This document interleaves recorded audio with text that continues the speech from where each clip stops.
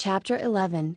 No matter what you might tell yourself, no matter how much you've read or how many briefings you've received or how many veterans of previous administrations you've recruited, nothing entirely prepares you for those first weeks in the White House. Everything is new, unfamiliar, fraught with import. The vast majority of your senior appointees, including cabinet secretaries, are weeks or sometimes months away from being confirmed. Across the White House complex, staffers can be seen securing the requisite IDs, asking where to park, learning how to operate the phones, figuring out where the bathrooms are, and schlepping boxes into the cramped warren of offices in the West Wing or the more capacious rooms in the nearby Eisenhower Executive Office building, all while trying not to look completely overwhelmed. It's like moving in day on a college campus, except a large percentage of the people involved are middle-aged, in suits, and, along with you, charged with running the most powerful nation on earth.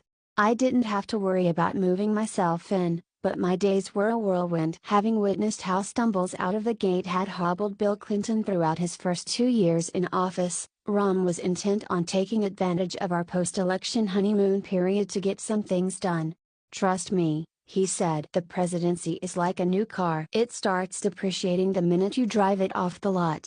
To build early momentum, he had instructed our transition team to identify campaign promises I could fulfill with a stroke of a pen. I signed an executive order banning torture and launched what was supposed to be a year-long process to close the U.S. military detention center in Guantanamo Bay, Cuba. We instituted some of the toughest ethics rules in White House history, including tightening restrictions on lobbyists. A couple of weeks later, we finalized an agreement with congressional leaders to cover 4 million more kids under the Children's Health Insurance Program, and shortly after that, we lifted President Bush's moratorium on federally funded embryonic stem cell research.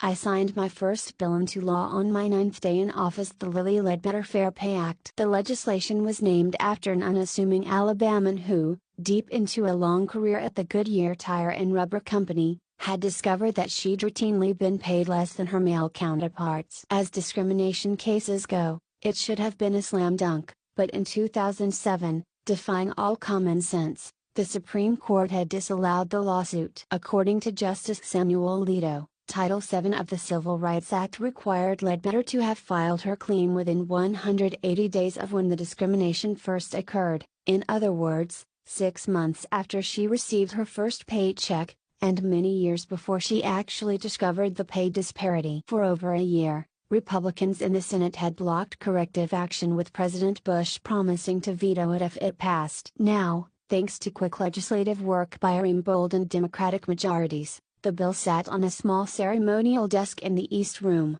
Lilly and I had become friends during the campaign. I knew her family, knew her struggles. She stood next to me that day as I put my signature on the bill, using a different pen for each letter of my name. The pens would serve as keepsakes for Lilly and the bill's sponsors, a nice tradition, though it made my signature look like it had been written by a 10-year-old. I thought not just about Lilly but also about my mother, and Toot, and all the other working women across the country who had ever been passed over for promotions or been paid less than they were worth. The legislation I was signing wouldn't reverse centuries of discrimination, but it was something, a step forward. This is why I ran, I told myself. This is what the office can do. We would roll out other comparable initiatives in those first few months, some attracting modest press attention, others noticed only by those directly affected. In normal times, this would have been enough. A series of small wins as our bigger legislative proposals, on healthcare, immigration reform, and climate change, began to work their way through Congress. But these were not normal times. For the public and the press, for me and my team, only one issue truly mattered: what were we going to do to halt the economy's collapse? As dire as the situation had seemed before the election, it wasn't until a mid-December meeting in Chicago with my new economic team, just over a month before I was sworn in, that I had begun to appreciate the scope of what we were dealing with. Christy Romer, whose cheery demeanor and sensible style brought to mind a 1950s TV sitcom Mom, opened her presentation with a line she'd heard Axelrod use in an earlier meeting. "Mr. President-elect," she said, "this is your holy shit moment. The chuckles quickly subsided as Christie took us through a series of charts. With over half of America's 25 largest financial institutions having either failed, merged, or restructured to avoid bankruptcy during the previous year, what had begun as a crisis on Wall Street had now thoroughly infected the broader economy. The stock market had lost 40% of its value. There were foreclosure filings on 2.3 million homes. Household wealth had dropped 16%, which, as Tim would later point out, was more than 5 times the percentage loss that occurred in the aftermath of the 1929 market crash. All this on top of an economy that was already suffering from persistently high levels of poverty, a decline in the share of working-age men who were actually working, a fall in productivity growth, and lagging median wages. And we had yet to reach the bottom. As people had felt poorer, they'd stopped spending, just as mounting losses had caused banks to stop lending, imperiling more businesses and more jobs. A number of major retailers already had gone belly up. GM and Chrysler were headed in the same direction. News stations now carried daily reports of mass layoffs at blue-chip companies like Boeing and Pfizer. According to Christie, all arrows pointed in the direction of the deepest recession since the 1930s, with job losses, estimated at 533,000 in November alone, likely to get worse. How much worse? I asked. "We're not sure," Larry chimed in, "but probably in the millions." He explained that unemployment was typically a lagging indicator, meaning the full scale of job losses during recessions didn't show up right away, and usually continued well after an economy started growing again. Moreover, economies typically recovered much more slowly from recessions triggered by financial crises than from those caused by fluctuations in the business cycle. In the absence of quick and aggressive intervention by the federal government, Larry calculated, the chances of a second Great Depression were about 1 in 3. "Jesus," Joe Biden muttered. I looked out the window of the downtown conference room. A heavy snow swirled soundlessly through a gray sky. Images of tent cities and people lined up as soup kitchens materialized in my head. "All right, then," I said, turning back to the team. "Since it's too late to ask for a recount, what can we do to lower those odds?"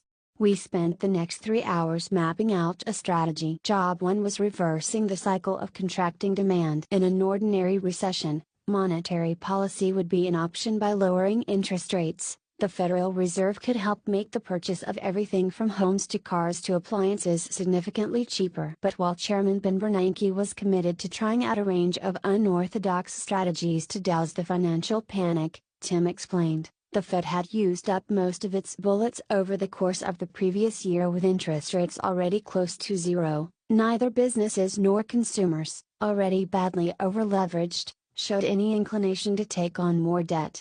Our conversation therefore focused on fiscal stimulus, or, in layperson's terms, having the government spend more money. Though I hadn't majored in economics, I was familiar enough with John Maynard Keynes, one of the giants of modern economics and a theoretician of the causes of the Great Depression. Keynes's basic insight had been simple. From the perspective of the individual, family or firm, it was prudent to tighten one's belt during a severe recession. The problem was that thrift could be stifling. When everyone tightened their belts at the same time, economic conditions couldn't improve.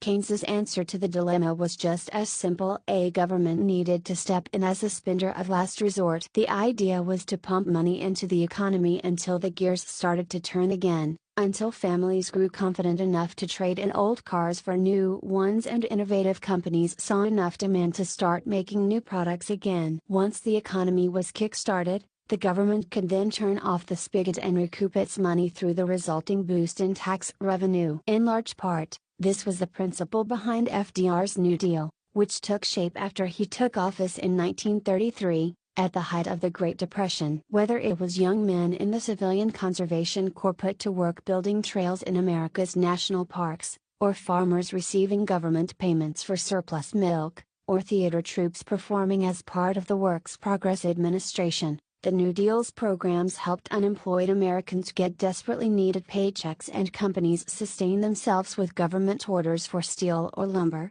all of which helped bolster private enterprise and stabilize the faltering economy. As ambitious as it was at the time, New Deal spending actually proved too modest to fully counteract the Great Depression, especially after FDR succumbed to 1936 election year pressures and pulled back too early on what was then seen by many elite opinion makers as government profligacy. It would take the ultimate stimulus of World War II, when the entire nation mobilized to build an arsenal of democracy, to finally break the Depression once and for all. But the New Deal had kept things from getting worse, and Keynesian theory had come to be widely accepted among economists, including politically conservative ones, although Republican-leaning economists typically preferred stimulus in the form of tax cuts rather than government programs. So we needed a stimulus package to deliver the necessary impact. How big did it need to be? Before the election, we'd proposed what was then considered an ambitious program of $175 billion. Immediately after the election, examining the worsening data, we had raised the number to $500 billion. The team now recommended something even bigger. Christie mentioned $1 trillion, causing Rom to sputter like a cartoon character spitting out a bad meal.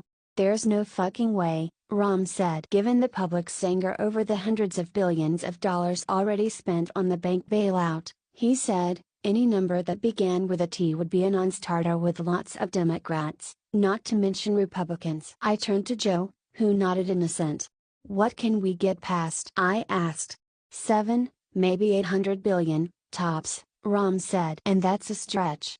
There was also the question of how stimulus dollars would be used. According to Keynes, it didn't matter much what the government spent the money on, so long as it generated economic activity. But since the levels of spending we were talking about would likely preclude funding for other priorities well into the future, I pushed the team to think about high-profile, high-yield projects, modern versions of the interstate highway system or the Tennessee Valley Authority that would not only give the economy an immediate boost but could transform America's longer-term economic landscape. What about a national smart grid that would make the delivery of electricity more secure and efficient? Or a new, highly integrated air traffic control system that would enhance safety and reduce fuel costs and carbon emissions?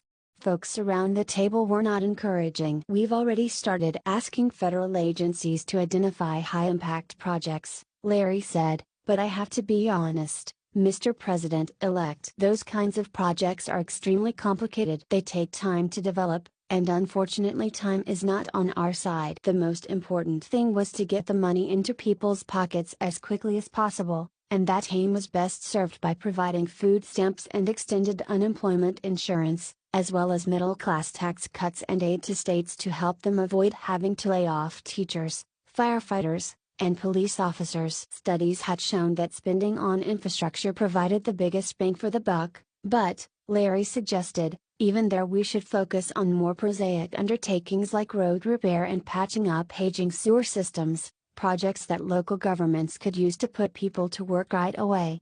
"It's going to be hard to get the public excited about food stamps and repaving roads," Axe said. "Not real sexy. Neither's a depression," Tim tartly replied. Tim was the one person among us who'd already spent a stomach-churning year on the front lines of the crisis. I could hardly blame him for refusing to be swept up in any starry-eyed plans. His biggest concern was that mass unemployment and bankruptcies were further weakening the financial system, creating what he described as an adverse feedback loop. As Larry took the lead on the stimulus package, Tim and his team would in the meantime try to come up with a plan to unlock the credit markets and stabilize the financial system once and for all. Tim admitted that he wasn't yet sure exactly what would work, or whether the remaining $350 billion in TARP money would be enough to cover it. And that wasn't the end of our to-do list. A talented team, including Sean Donovan, the former head of New York City's Department of Housing Preservation and Development and my nominee for Housing and Urban Development Secretary, as well as Austin Goolsbee, my longtime economic advisor and a University of Chicago professor, whom I would appoint to the Council of Economic Advisors, had already begun work on plans to shore up the housing market and reduce the flood of foreclosures. We recruited prominent finance with Steve Ratner and Ron Bloom, a former investment banker who represented unions in corporate restructurings, to generate strategies to save the auto industry. And my soon-to-be budget director, Peter Orszag, was given the unenviable task of coming up with a plan to pay for the stimulus in the short term while putting the federal budget on a more sustainable path for the long term. This at a time when high levels of emergency spending and lower tax revenues had already driven the federal deficit to more than $1 trillion for the first time in history. In exchange for Peter's troubles, we wrapped up the meeting by bringing in a cake to celebrate his 40th birthday. As people gathered around the table to watch him blow out the candles, Goolsby, whose Tweety name always seemed incongruous with his Jimmy Olsen looks, ebullient humor, and Waco, Texas, twang, appeared beside me. "That's definitely the worst briefing any incoming president has gotten since FDR in 1932," he said. He sounded like a boy impressed by the sight of a particularly grisly wound. "Goolsby," I said, "that's not even my worst briefing this week." I was only half joking. Outside of economic briefings, I was spending much of my transition time in windowless rooms, getting the classified details on Iraq, Afghanistan, and multiple terrorist threats. Still, I remember leaving the meeting on the economy more energized than despondent. Some of my confidence was a matter of post-election adrenaline, I suppose, the untested, maybe delusional belief that I was up for the task at hand. I also felt good about the team I'd assembled. If anyone could come up with the answers we needed, I figured this group could.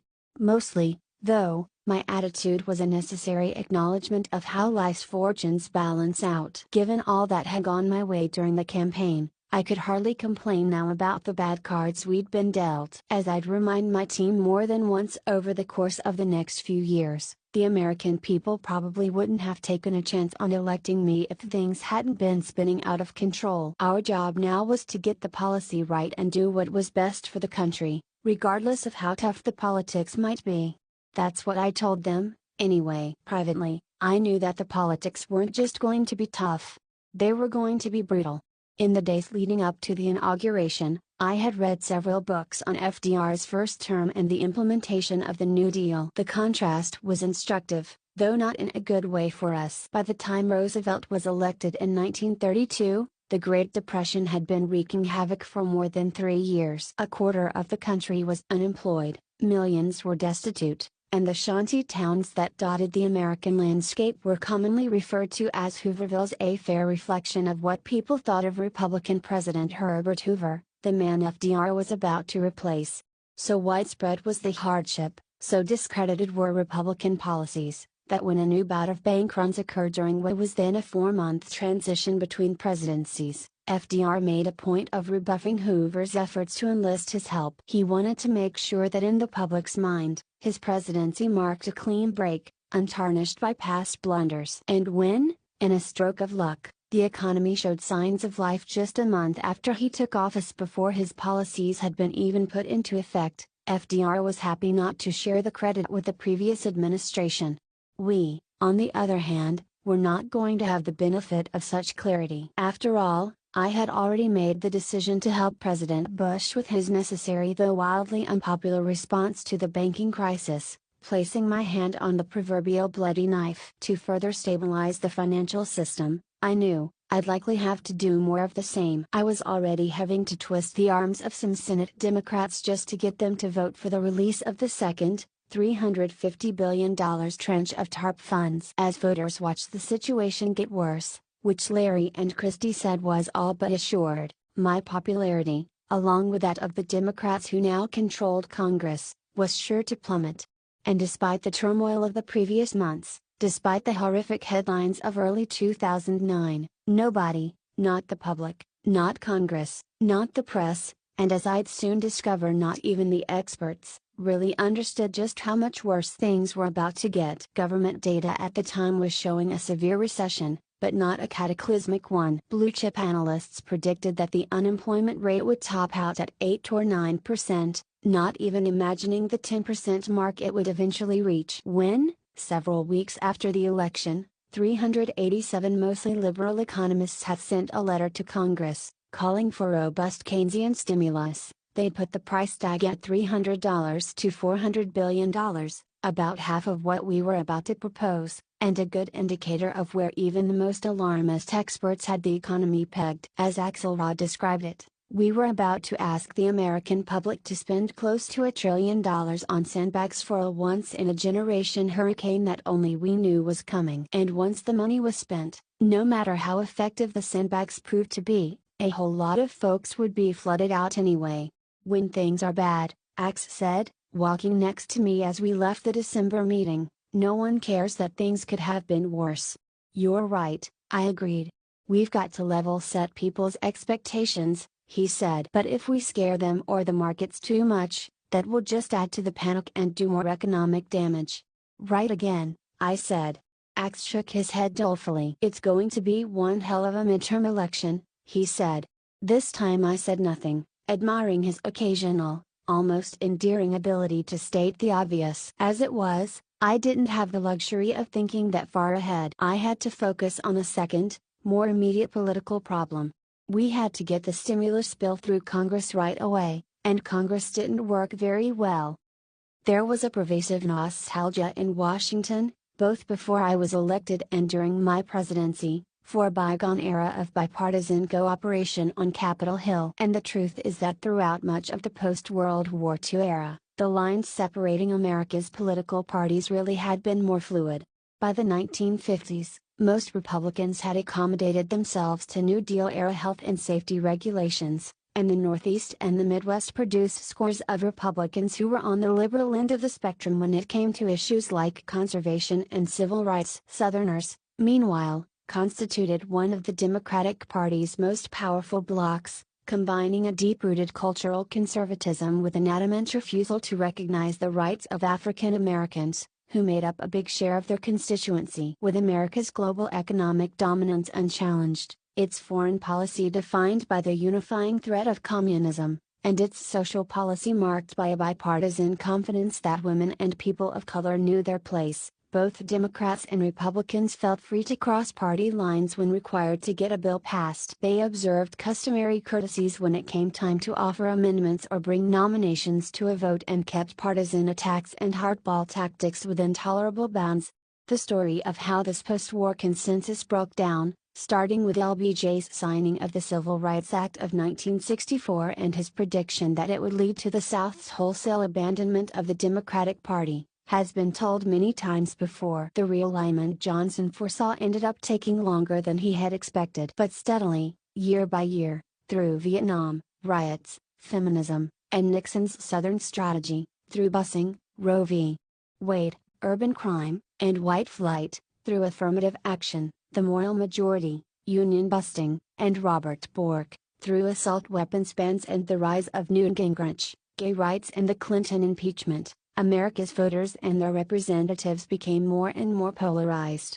Political gerrymandering fortified these trends, as both parties, with the help of voter profiles and computer technology, drew congressional districts with the explicit aim of entrenching incumbency and minimizing the number of competitive districts in any given election. Meanwhile, the splintering of the media and the emergence of conservative outlets meant voters were no longer reliant on Walter Cronkite to tell them what was true. Instead, they could hew to sources that reinforced, rather than challenged, their political preferences.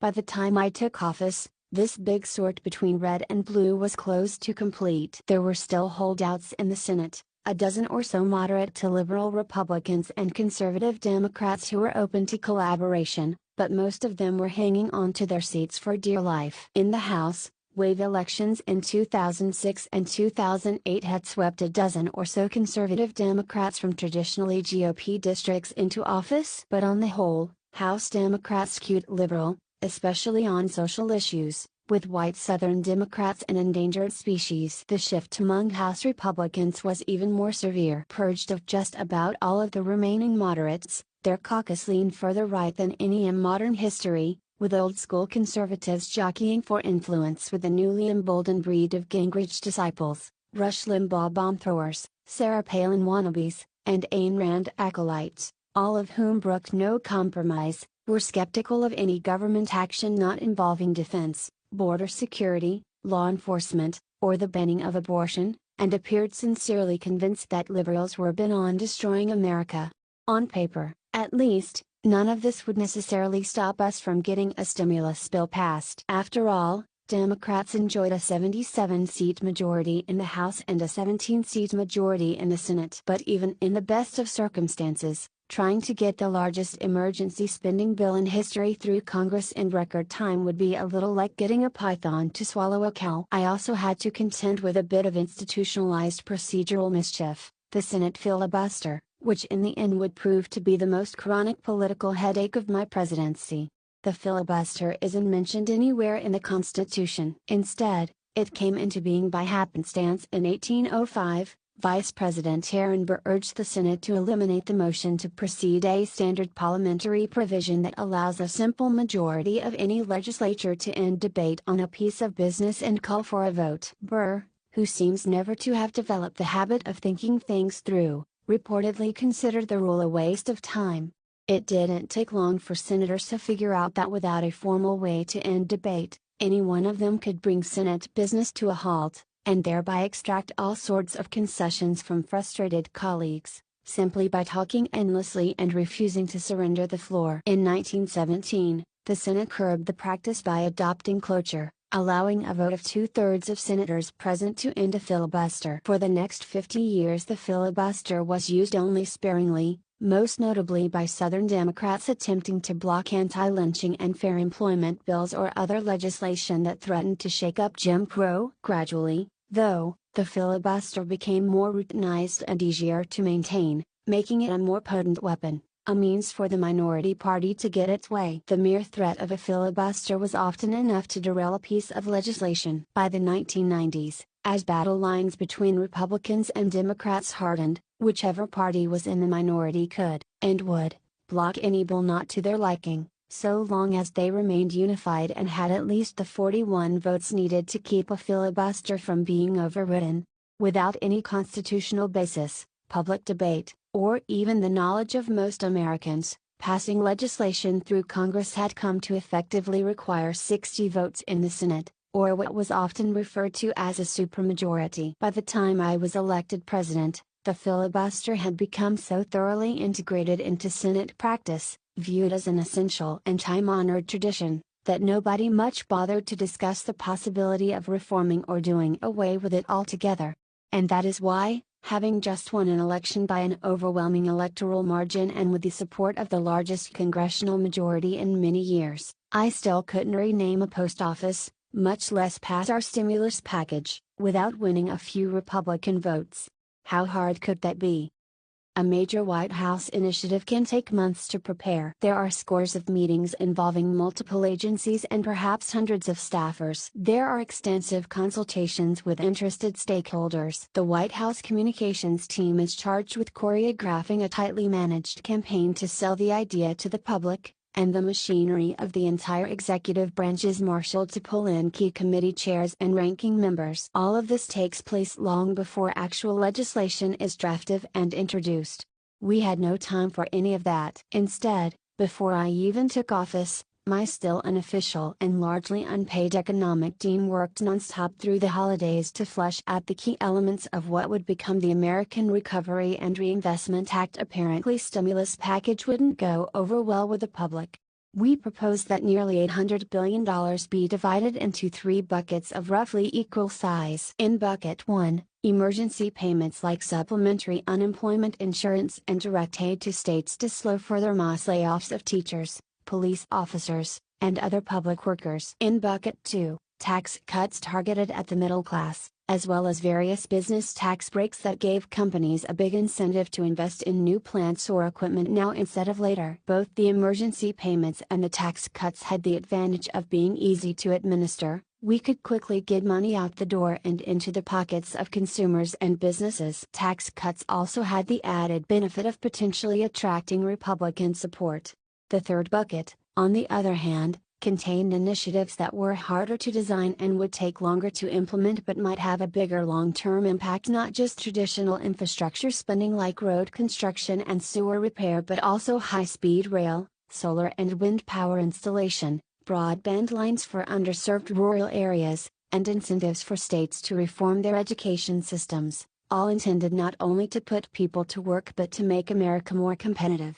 Considering how many unmet needs there were in communities all across the country, I was surprised by how much work it took for our team to find worthy projects of sufficient scale for the Recovery Act to fund. Some promising ideas we rejected because they would take too long to stand up or required a huge new bureaucracy to manage. Others missed the cut because they wouldn't boost demand sufficiently. Mindful of accusations that I planned to use the economic crisis as an excuse for an orgy of wasteful liberal boondoggles, and because I in fact wanted to prevent Congress from engaging in wasteful boondoggles, liberal or otherwise, we put in place a series of good government safeguards, a competitive application process for state and local governments seeking funding, strict audit and reporting requirements, and, in a move we knew would draw howls from Capitol Hill, a firm policy of no earmarks, to use the innocuous name for a time-honored practice in which members of Congress insert various paid projects many dubious into must-pass legislation. We had to run a tight ship and maintain high standards, I told my crew. With any luck, the Recovery Act wouldn't just help avert a depression. It could also serve to restore the public's faith in honest, responsible government. By New Year's Day, most of our initial work was finished. Armed with our proposal and knowing we couldn't afford to work on a conventional timetable, Joe Biden and I traveled to the Capitol on January 5, 2 weeks before my inauguration, to meet with Senate Majority Leader Harry Reid, Senate Republican Leader Mitch McConnell, Speaker of the House Nancy Pelosi, House Republican Leader John Boehner, and the other key leaders of the newly installed 111th Congress whose support we'd need to get a bill passed. Of the four key leaders, I knew Harry best, but I'd had my share of interactions with McConnell during my few years in the Senate. Short, owlish, with a smooth Kentucky accent, McConnell seemed an unlikely Republican leader. He showed no aptitude for schmoozing, backslapping, or rousing oratory. As far as anyone could tell, he had no close friends even in his own caucus, nor did he appear to have any strong convictions beyond an almost religious opposition to any version of campaign finance reform. Joe told me of one run-in he'd had on the Senate floor after the Republican leader blocked a bill Joe was sponsoring. When Joe tried to explain the bill's merits, McConnell raised his hand like a traffic cop and said, "You must be under the mistaken impression that I care." But what McConnell lacked in charisma or interest in policy he more than made up for in discipline, shrewdness, and shamelessness, all of which he employed in the single-minded and dispassionate pursuit of power. Harry couldn't stand him.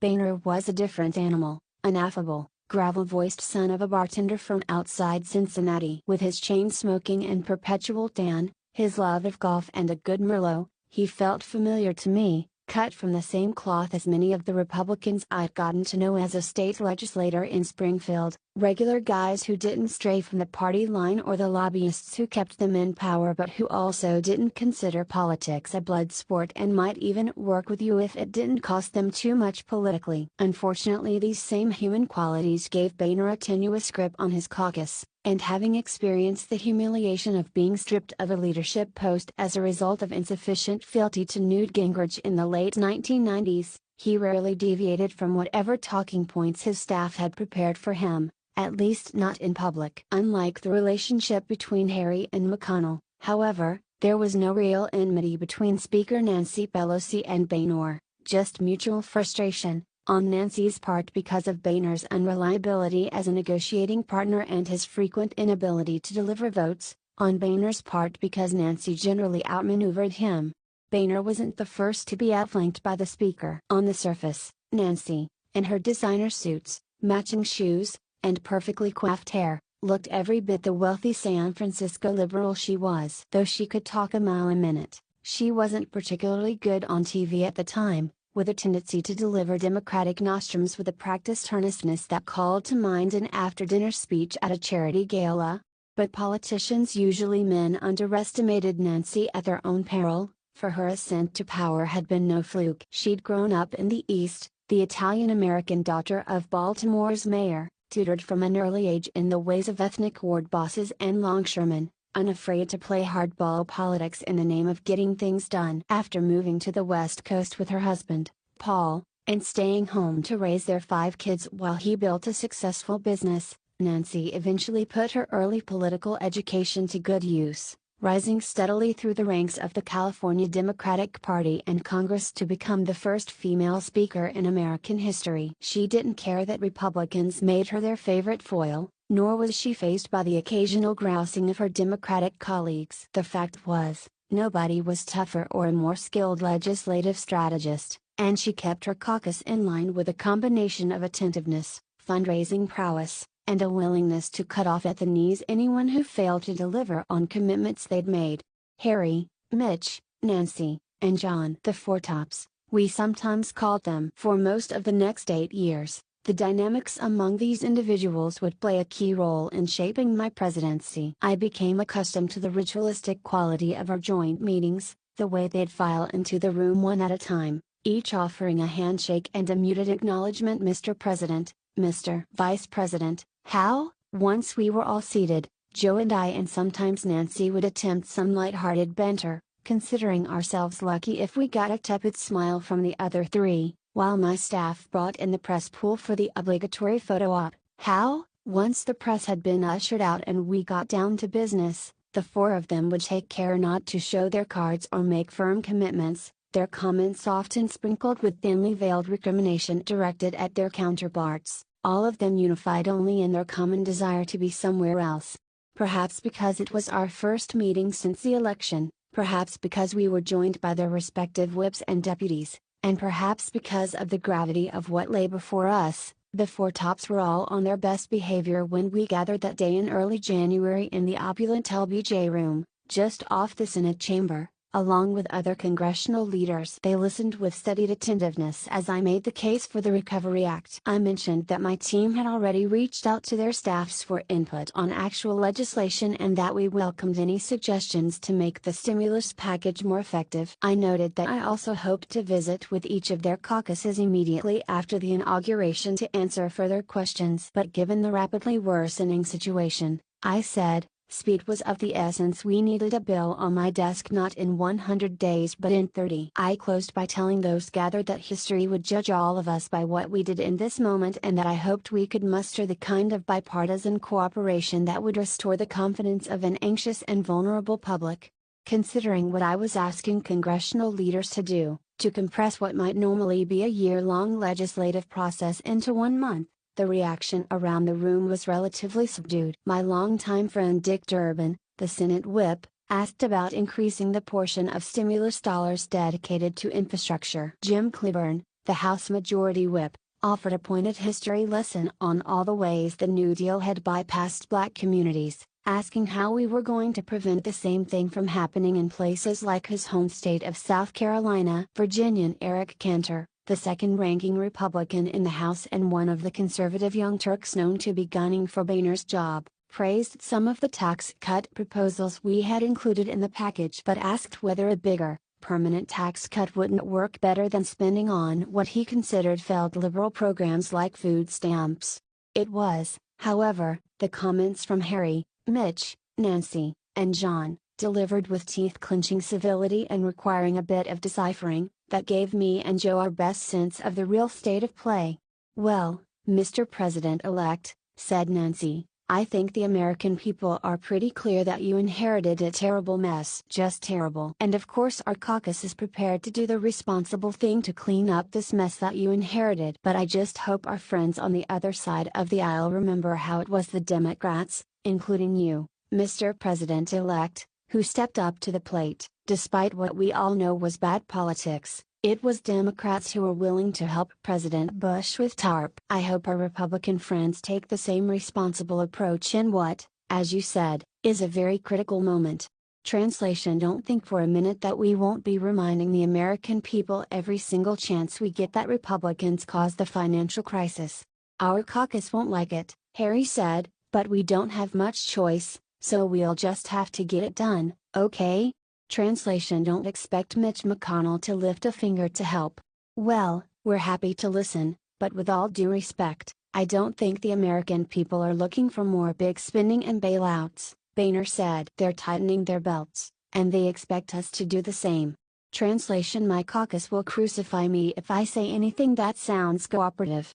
"I can't tell you there's much of an appetite for what you're proposing, Mr. President-elect," McConnell said, "but you're welcome to come to our weekly luncheon to make your case." Translation: You must be under the mistaken impression that I care. On our way down the stairs after the meeting was over, I turned to Joe. "Well, that could not have been worse," I said.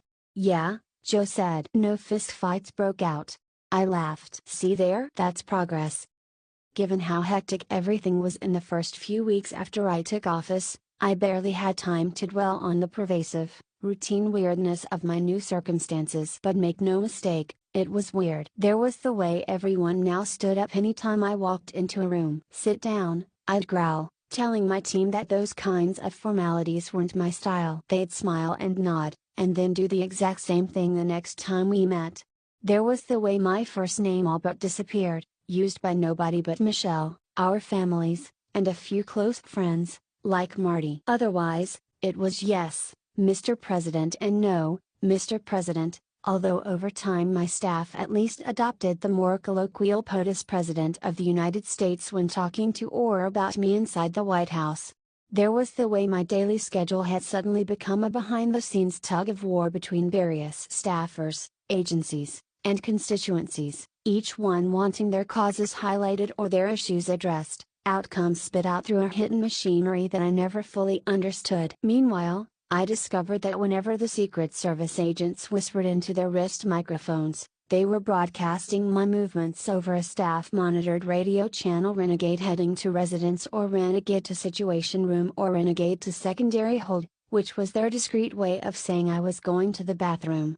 And there was the ever-present traveling press pool, a herd of reporters and photographers who needed to be alerted anytime I left the White House complex and would follow me in a government-provided van. The arrangement made sense when we traveled on official business, but I soon discovered that it applied in all circumstances, whether Michelle and I were going out to a restaurant, or I was heading to a gym to play basketball, or planning to watch one of the girls' soccer games at a nearby field. As Gibbs, who was now my press secretary, explained, the rationale was that a president's movements were inherently newsworthy and that the press needed to be on the scene in case something consequential happened. And yet I can't recall the press van ever capturing any image more compelling than me getting out of a car wearing sweatpants. It did have the effect of eliminating whatever scraps of privacy I might still have had when venturing beyond the White House gates. Feeling mildly cranky about it, I asked Gibbs that first week whether we could leave the press behind when I went on personal outings.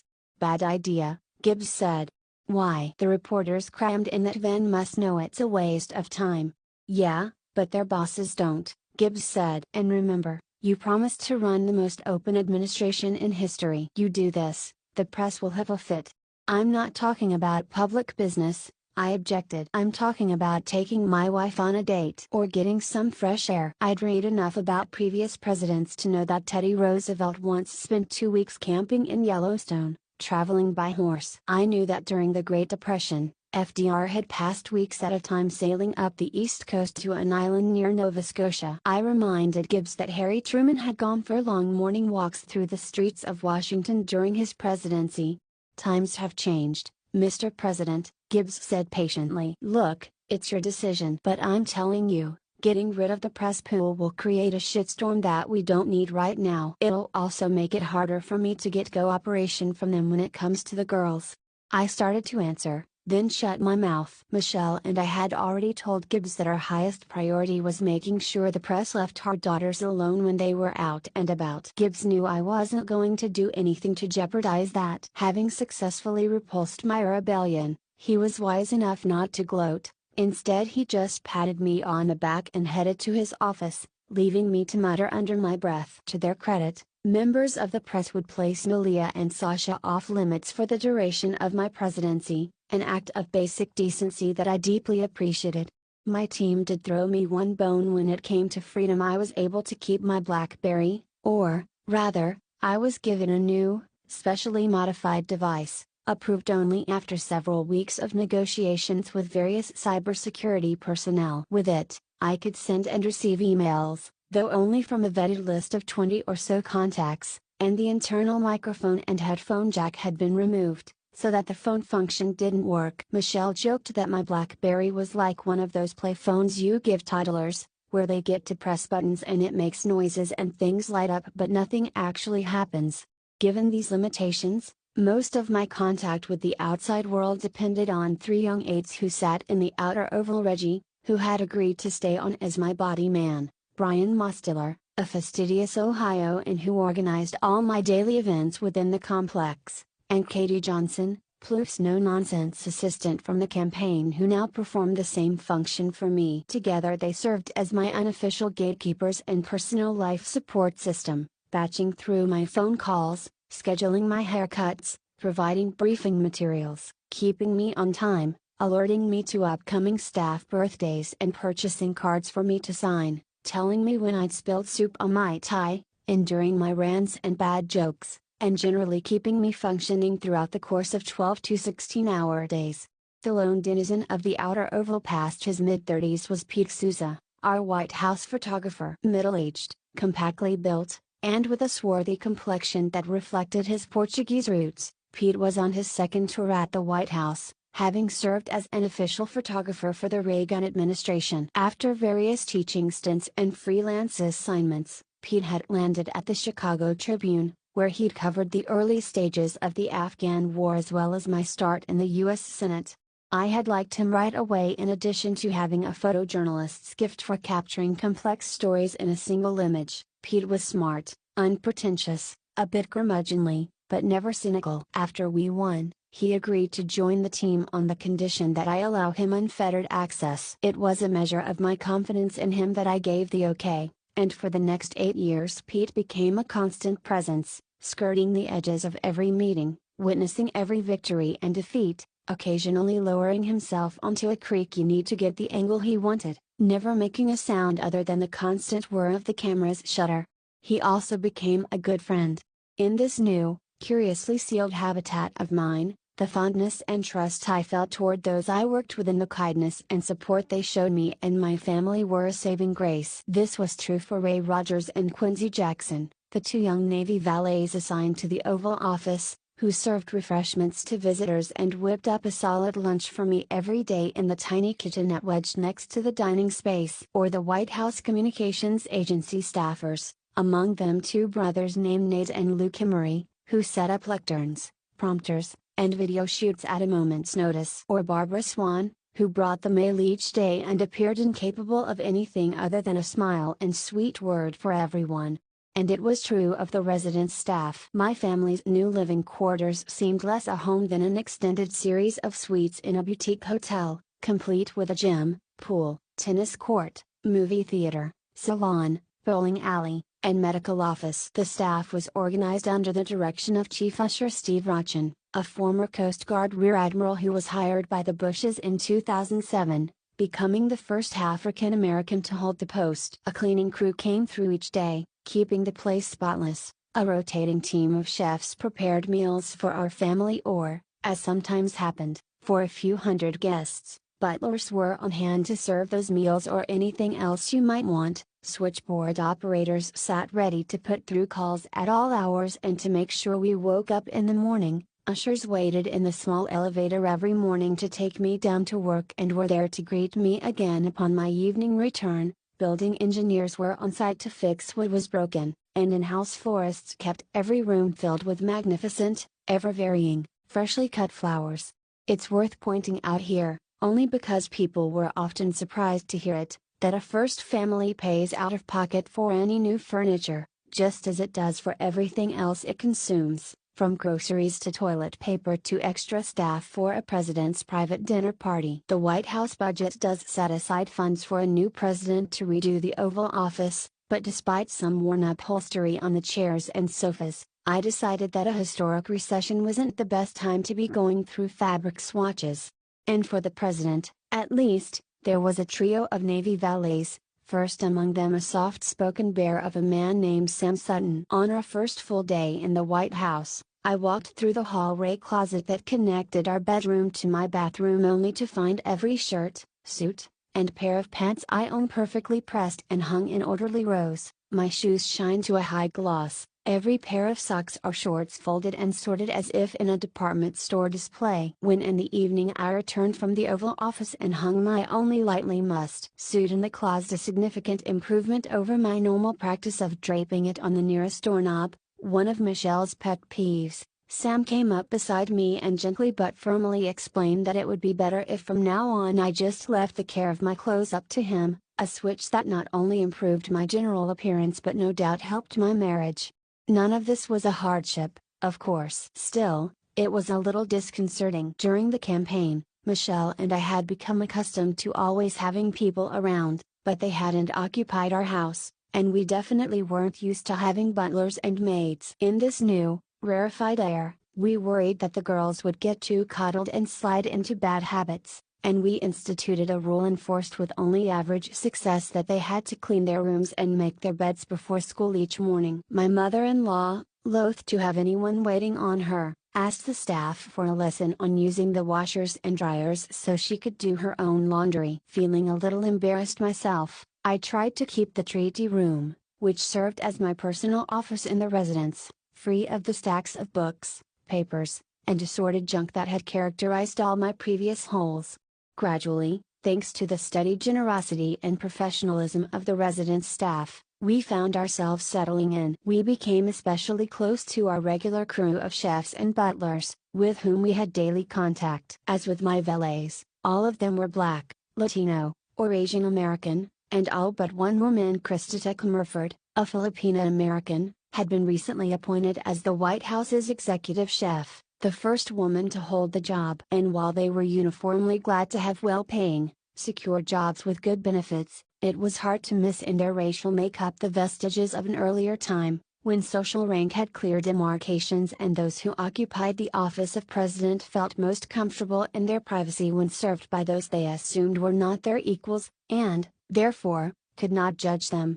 The most senior butlers were a pair of big, round-bellied black men with sly senses of humor and the wisdom that comes from having a front-row seat to history. Buddy Carter had been around since the tail end of the Nixon presidency, first caring for visiting dignitaries at Blair House and then moving to a job in the residence. Von Everett had been around since Reagan. They spoke of previous first families with appropriate discretion and genuine affection, but without saying much. They didn't hide how they felt about having us in their care. You could see it in how readily Von accepted Sasha's hugs or the pleasure Buddy took in sneaking Malia an extra scoop of ice cream after dinner, in the easy rapport they had talking to Marion, and the pride in their eyes when Michelle wore a particularly pretty dress. They were barely distinguishable from Marion's brothers or Michelle's uncles, and in that familiarity they became more, not less, solicitous, objecting if we carried our own plates into the kitchen, allured to even a hint of what they considered substandard service from anyone on the residence staff. It would take us months of coaxing before the butlers were willing to swap their tuxedos for khakis and polo shirts when serving us meals.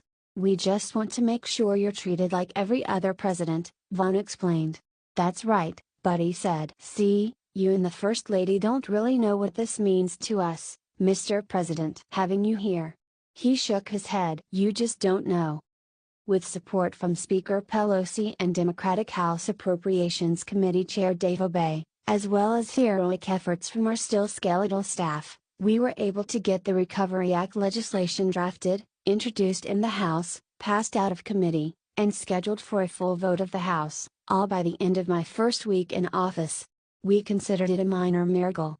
It helped that congressional Democrats were enthusiastic about the core elements of the package, although that didn't stop them from griping about all sorts of particulars. Liberals complained that the business tax cuts were giveaways to the rich. More centrist Dems expressed anxiety about how the big price tag would play with their more conservative constituents. Members across the spectrum complained about how direct aid to states would only help Republican governors balance their budgets and appear fiscally responsible, even as those same governors accused the folks in Congress of spending like drunken sailors.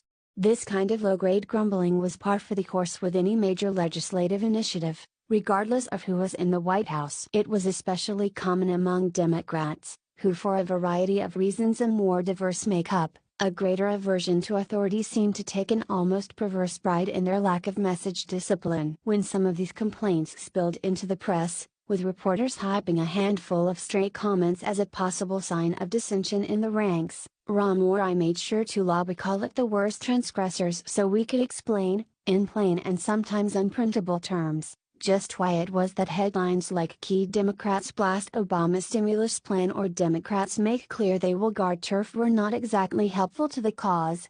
Our message was received. On the margins, we made some concessions in the drafted legislation, boosting funding for congressional priorities, trimming dollars from some of our own. But when the dust had settled, the legislation contained close to 90% of what our economic team had originally proposed, and we'd succeeded in keeping the bill free of earmarks and egregious wastes of money that might discredit it in the eyes of the public. Just one thing was missing: Republican support. From the start, none of us had been particularly optimistic about getting a big chunk of Republican votes, especially in the aftermath of billions already spent on financial rescue. Most House Republicans had voted against TARP despite significant pressure from a president of their own party. Those who had voted for it continued to face withering criticism from the right, and there was a growing belief within Republican circles that one of the reasons they had done so badly in successive elections was that they'd allowed President Bush to lead them astray from conservative, small government principles.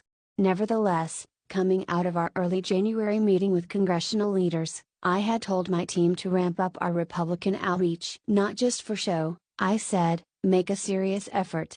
The decision exasperated some Democrats, especially in the House. Having been in the minority for over a decade, House Democrats had been entirely shut out of the legislative process. Now that they were in control, they were in no mood to see me off for concessions to their former tormentors. They thought I was wasting my time, being naive. These Republicans aren't interested in cooperating with you, Mr. President, one member told me bluntly. They're looking to break you.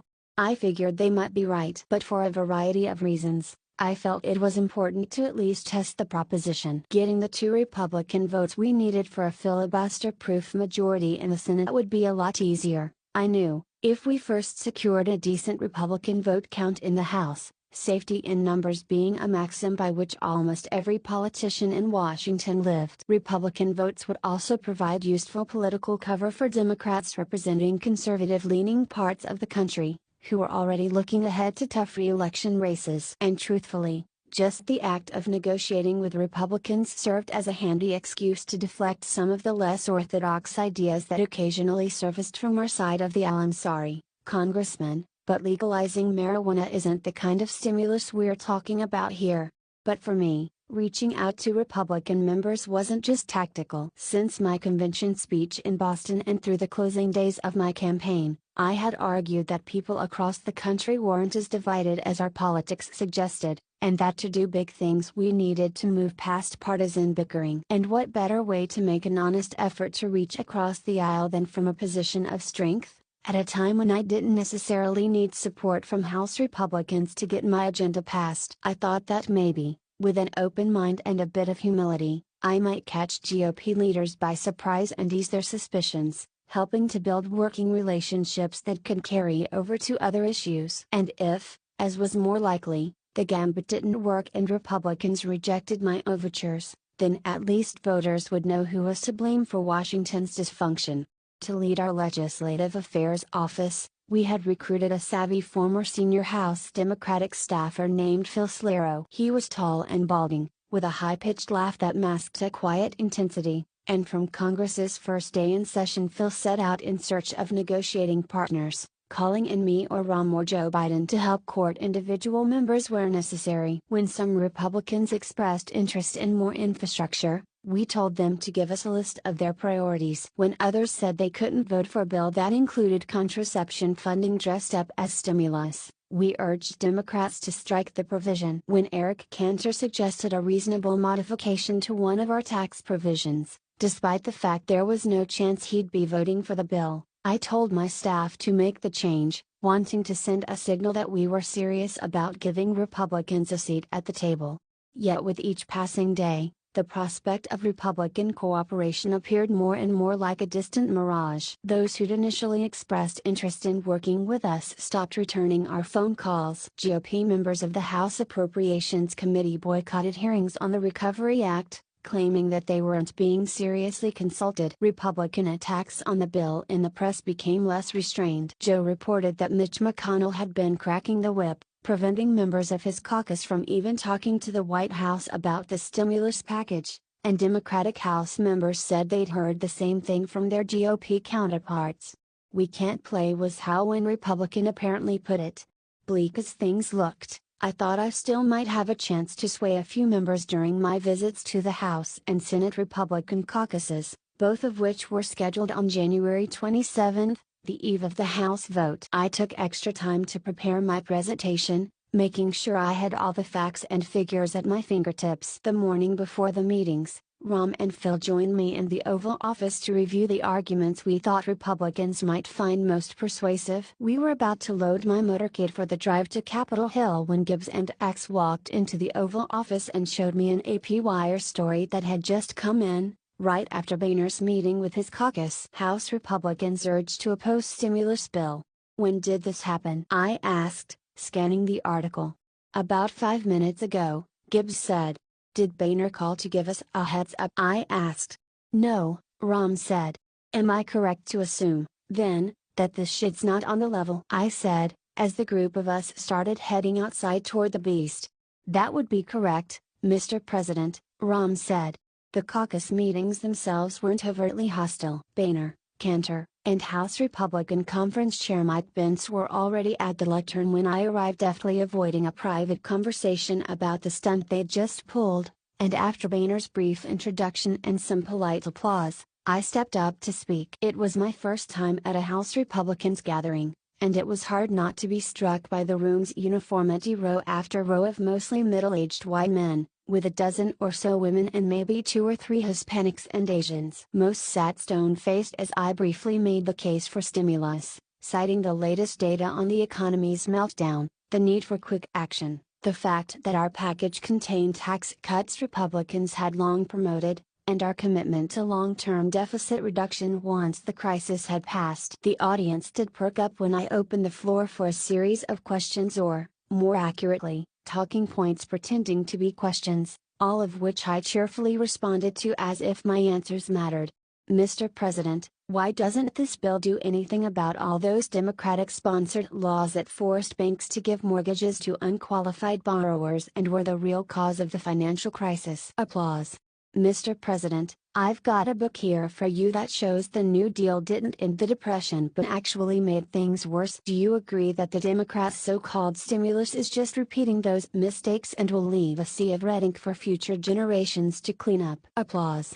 Mr. President, will you get Nancy Pelosi to put her partisan bill aside and start over with the truly open process that the American people are demanding? Cheers, applause, a few hoots. On the Senate side, the setting felt less stilted. Joe and I were invited to sit around a table with the 40 or so senators in attendance, many of them are former colleagues. But the substance of the meeting was not much different, with every Republican who bothered to speak singing from the same hymnal, describing the stimulus package as a pork-filled, budget-busting, special interest bailout that Democrats needed to scrap if they wanted any hope of cooperation. On the ride back to the White House, Rom was apoplectic, Phil despondent. I told them it was fine, that I'd actually enjoyed the give and take. How many Republicans do you think might still be in play? I asked. Rom shrugged. If we're lucky, maybe a dozen. That proved optimistic. The next day, the Recovery Act passed the House 244 to 188 with precisely 0 Republican votes. It was the opening salvo in a battle plan that McConnell, Boehner, Cantor, and the rest would deploy with impressive discipline for the next 8 years. A refusal to work with me or members of my administration, regardless of the circumstances, the issue, or the consequences for the country. You might think that for a political party that had just suffered 2 cycles of resounding defeat, the GOP's strategy of pugnacious, all-out obstruction would carry big risks. And during a time of genuine crisis, it sure wasn't responsible. But if, like McConnell and Boehner, your primary concern was clawing your way back to power, recent history suggested that such a strategy made sense. For all their talk about wanting politicians to get along, American voters rarely reward the opposition for cooperating with the governing party. In the 1980s, Democrats retained their grip on the House, though not the Senate, long after Ronald Reagan's election and the country's shift to the right, in part because of the willingness of responsible Republican leaders to help make Congress work. The House flipped only after a Gingrich-led GOP turned Congress into an all-out brawl. Similarly, Democrats made no inroads against a Republican-controlled Congress by helping pass President Bush's tax cuts or his prescription drug plan, They won back the House and Senate when they began challenging the president and Republican leaders on everything from Social Security privatization to the handling of the Iraq War. Such lessons weren't lost on McConnell and Boehner. They understood that any help they offered my administration in mounting an effective, sustained government response to the crisis would only be to my political benefit, and would tacitly acknowledge the bankruptcy of their own anti-government, anti-regulation rhetoric. If, on the other hand, they fought a rearguard action, if they generated controversy and threw sand in the gears, they at least had a chance to energize their base and slow me and the Democrats down at a time when the country was sure to be impatient.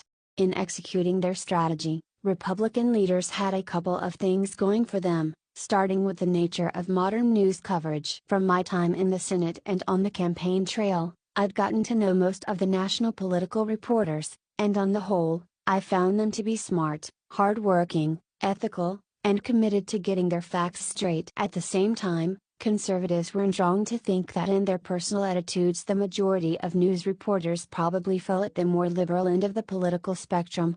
This would seem to make these reporters unlikely accomplices in McConnell's and Boehner's plans. But whether out of fear of appearing biased, or because conflict sells, or because their editors demanded it, or because it was the easiest way to meet the deadlines of a 24-hour, internet-driven news cycle, their collective approach to reporting on Washington followed a depressingly predictable script.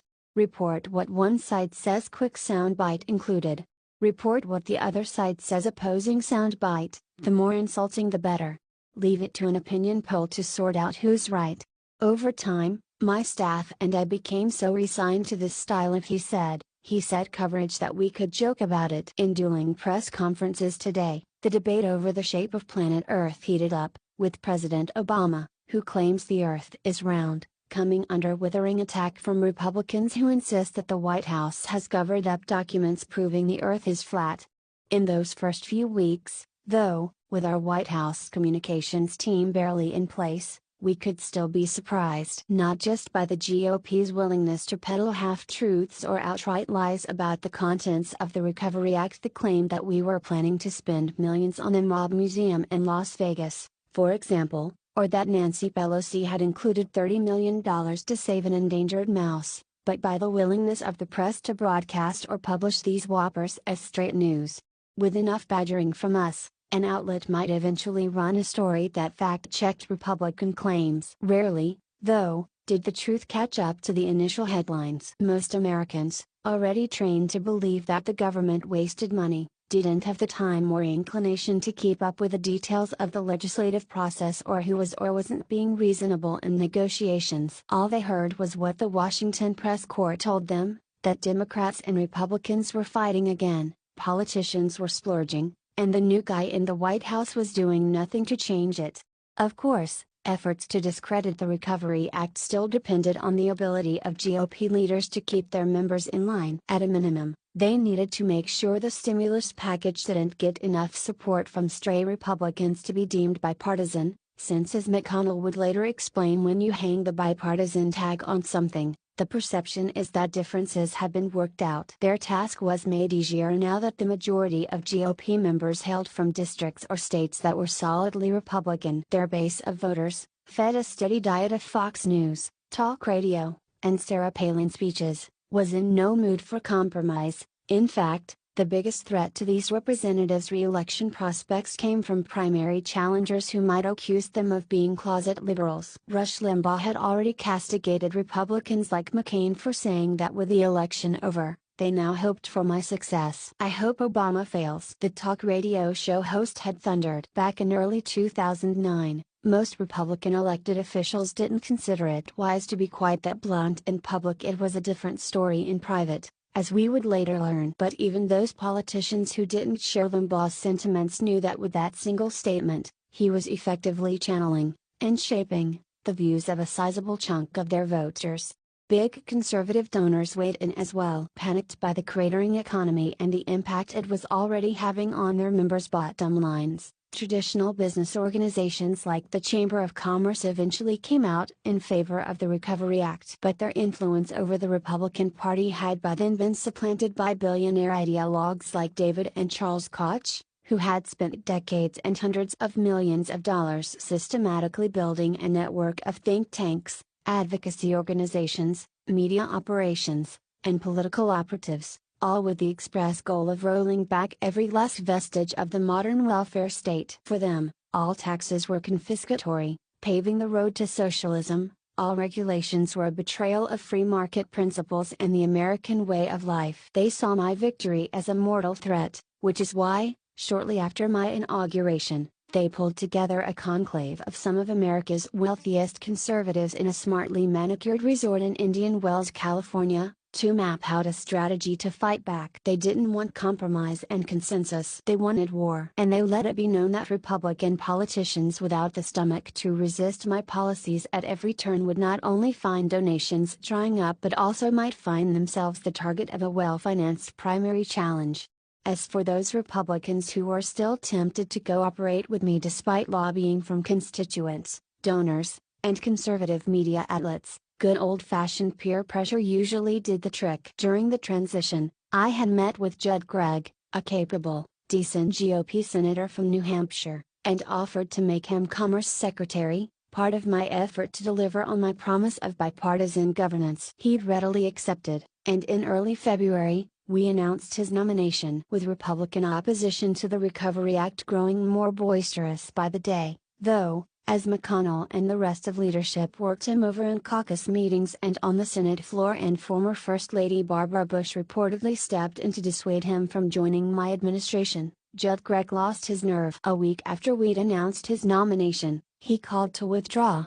Not every Republican picked up on the rapidly shifting mood within their own party. On the day the Senate was to vote on the Recovery Act, I found myself in Fort Myers, Florida, at a town hall-style meeting meant to drum up public support for the bill and allow me to answer questions about the economy. Joining me was Florida Governor Charlie Crist, a moderate Republican with a friendly, polished demeanor and the kind of good looks, tanned, silver-haired, sparkling white teeth, that seems straight out of central casting. Crist was hugely popular at the time, having cultivated an image of someone who could work across party lines, avoiding divisive social issues and instead focusing on promoting business and tourism. He also knew that his state was in big trouble as one of the hotspots of subprime lending and the housing bubble. Florida had an economy and state budget in free fall and in desperate need of federal help.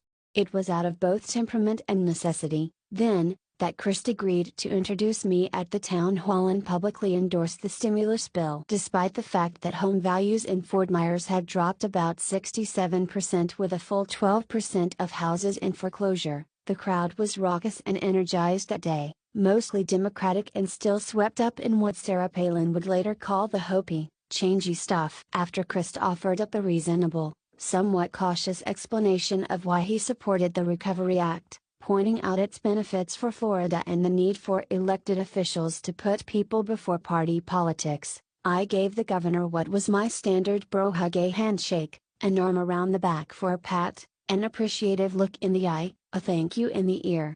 Poor Charlie. How could I know that my 2-second gesture would prove to be a political kiss of death for him? Within days of the rally, footage of the hug accompanied by calls for Crist's head, began appearing in right-wing media outlets. In a matter of months, Crist went from a Republican star to a pariah. He was called a poster child for appeasement, the kind of weak-kneed, opportunistic Reno who needed to be made an example of. It would take time for the whole thing to play out. In the 2010 U.S. Senate race, Crist was forced to run as an independent and got clobbered by conservative upstart Marco Rubio. Crist eventually mounted a political comeback only by switching parties and winning one of Florida's congressional seats as a Democrat. Nevertheless, the immediate lesson was not lost on congressional Republicans. Cooperate with the Obama administration at your own peril. And if you have to shake his hand, make sure you don't look happy about it. Looking back, it's hard for me not to fixate on the political dynamics that unfolded in those first weeks of my presidency. How quickly Republican resistance hardened, independent of anything we said or did, and how thoroughly that resistance colored the way the press and ultimately the public viewed the substance of our actions. After all, those dynamics set the course for so much of what happened in the months and years that followed, a cleaving of America's political sensibilities that we are still dealing with a decade later. But in February 2009, I was obsessed with the economy, not politics. So it's worth pointing out a relevant piece of information that I omitted from the Charlie Crist story a few minutes before I walked out on stage to give him that hug. I got a call from Ron letting me know that the Recovery Act had just cleared the Senate, assuring the legislation's eventual passage through Congress. How we got it done can't be considered a model for the new brand of politics I'd promised on the campaign trail. It was old school. Once the House vote made clear that a broadly bipartisan bill wasn't in the cards, our focus narrowed to securing 61 Senate votes. 61 because no Republican senator could afford to be tagged as the sole vote that put Obama's bill over the top. In the radioactive atmosphere McConnell had orchestrated, the only Republicans even willing to consider supporting us were three self-identified moderates from states in which I'd won handily: Susan Collins and Olympia Snowe of Maine and Arlen Specter of Pennsylvania. Those three, along with Senator Ben Nelson of Nebraska, the unofficial spokesman for the half-dozen Democrats from conservative states whose priority on every controversial issue is to position themselves somewhere, anywhere, to the right of Harry Reid and Nancy Pelosi, thereby winning the prized label of centrist from Washington pundits, became the gatekeepers through which the Recovery Act had to pass. And none of these four senators were shy about charging a hefty toll. Specter, who had already battled 2 bouts of cancer, insisted that $10 billion of the Recovery Act go to the National Institutes of Health. Collins demanded the bill be stripped of dollars for school construction and that it include an AMT patch, a tax provision that prevented upper-middle-class Americans from paying a higher tax bill. Nelson wanted extra Medicaid money for rural states. Even as their priorities added billions, the group insisted that the overall bill had to come in under $800 billion. Because any figure higher than that just seemed too much. As far as we could tell, there was no economic logic to any of this, just political positioning and the classic squeeze play by politicians who knew they had leverage. But this truth went largely unnoticed. As far as the Washington press corps was concerned, the mere fact that the four senators were working in bipartisan fashion signified Solomonic wisdom and reason. Meanwhile, liberal Dems, particularly in the House, were furious with me for letting a gang of four effectively determine the final contents of the bill. Some went so far as to suggest that I barnstorm against Snowe, Collins, Specter, and Nelson in their home states until they relinquished their ransom demands. I told them this wasn't going to happen, having calculated with concurrence from Joe, Ram, Phil, Harry, and Nancy that strong-arming tactics would likely backfire, and also shut the door on getting the quartet's cooperation on any other bill I might try to pass in the future. Anyway, the clock was ticking, or, as Axe later described it, the house was burning and those four senators had the only fire hose. After a week of negotiations and plenty of cajoling, pestering, and hand-holding of the senators by me, Ram, and especially Joe, an agreement was reached. The gang of four mostly got what they wanted. In return, we got their votes, while retaining almost 90% of the stimulus measures we'd originally proposed. Other than the votes of Collins, Snowe, and Specter, the modified, 1,073-page bill passed both the House and the Senate strictly along party lines. And less than a month after I took office, the American Recovery and Reinvestment Act was ready for me to sign into law. The signing ceremony took place before a small crowd at the Denver Museum of Nature and Science. We had asked the CEO of an employee-owned solar energy company to introduce me, and as I listened to him describe what the Recovery Act would mean to his business, the layoffs averted, the new workers he'd hire, the green economy he hoped to promote, I did my best to savor the moment. By any conventional yardstick, I was about to sign historic legislation, a recovery effort comparable in size to FDR's New Deal. The stimulus package wouldn't just boost aggregate demand. It would help millions weather the economic storm, extending unemployment insurance for the jobless, food assistance for the hungry, and medical care for those whose lives had been upended, supply the broadest one-time tax cut for middle-class and working poor families since Reagan, and provide the nation's infrastructure and transportation systems the biggest infusion of new spending since the Eisenhower administration. That's not all. Without losing our focus on short-term stimulus and job creation, the Recovery Act would also put a massive down payment on campaign commitments I'd made to modernize the economy. It promised to transform the energy sector, with an unprecedented investment in clean energy development and efficiency programs. It would finance one of the largest and most ambitious education reform agendas in a generation. It would spur on the transition to electronic medical records, which had the potential to revolutionize America's healthcare system, and it would extend broadband access to classrooms and rural areas that had been previously shut out of the information superhighway. Any one of these items, if passed as a standalone bill, would qualify as a major achievement for a presidential administration. Taken together, they might represent the successful work of an entire first term. Still, after I toured the solar panels on the museum's rooftop, stepped up to the podium, and thanked the vice president and my team for making it all happen under extreme pressure, after I expressed my appreciation for those in Congress who helped get the bill over the finish line, after I used my multiple pens to sign the Recovery Act into law, shook everybody's hand, and gave a few interviews, after all that, as I finally found myself alone in the back of the beast, the main emotion I felt was not triumph but deep relief.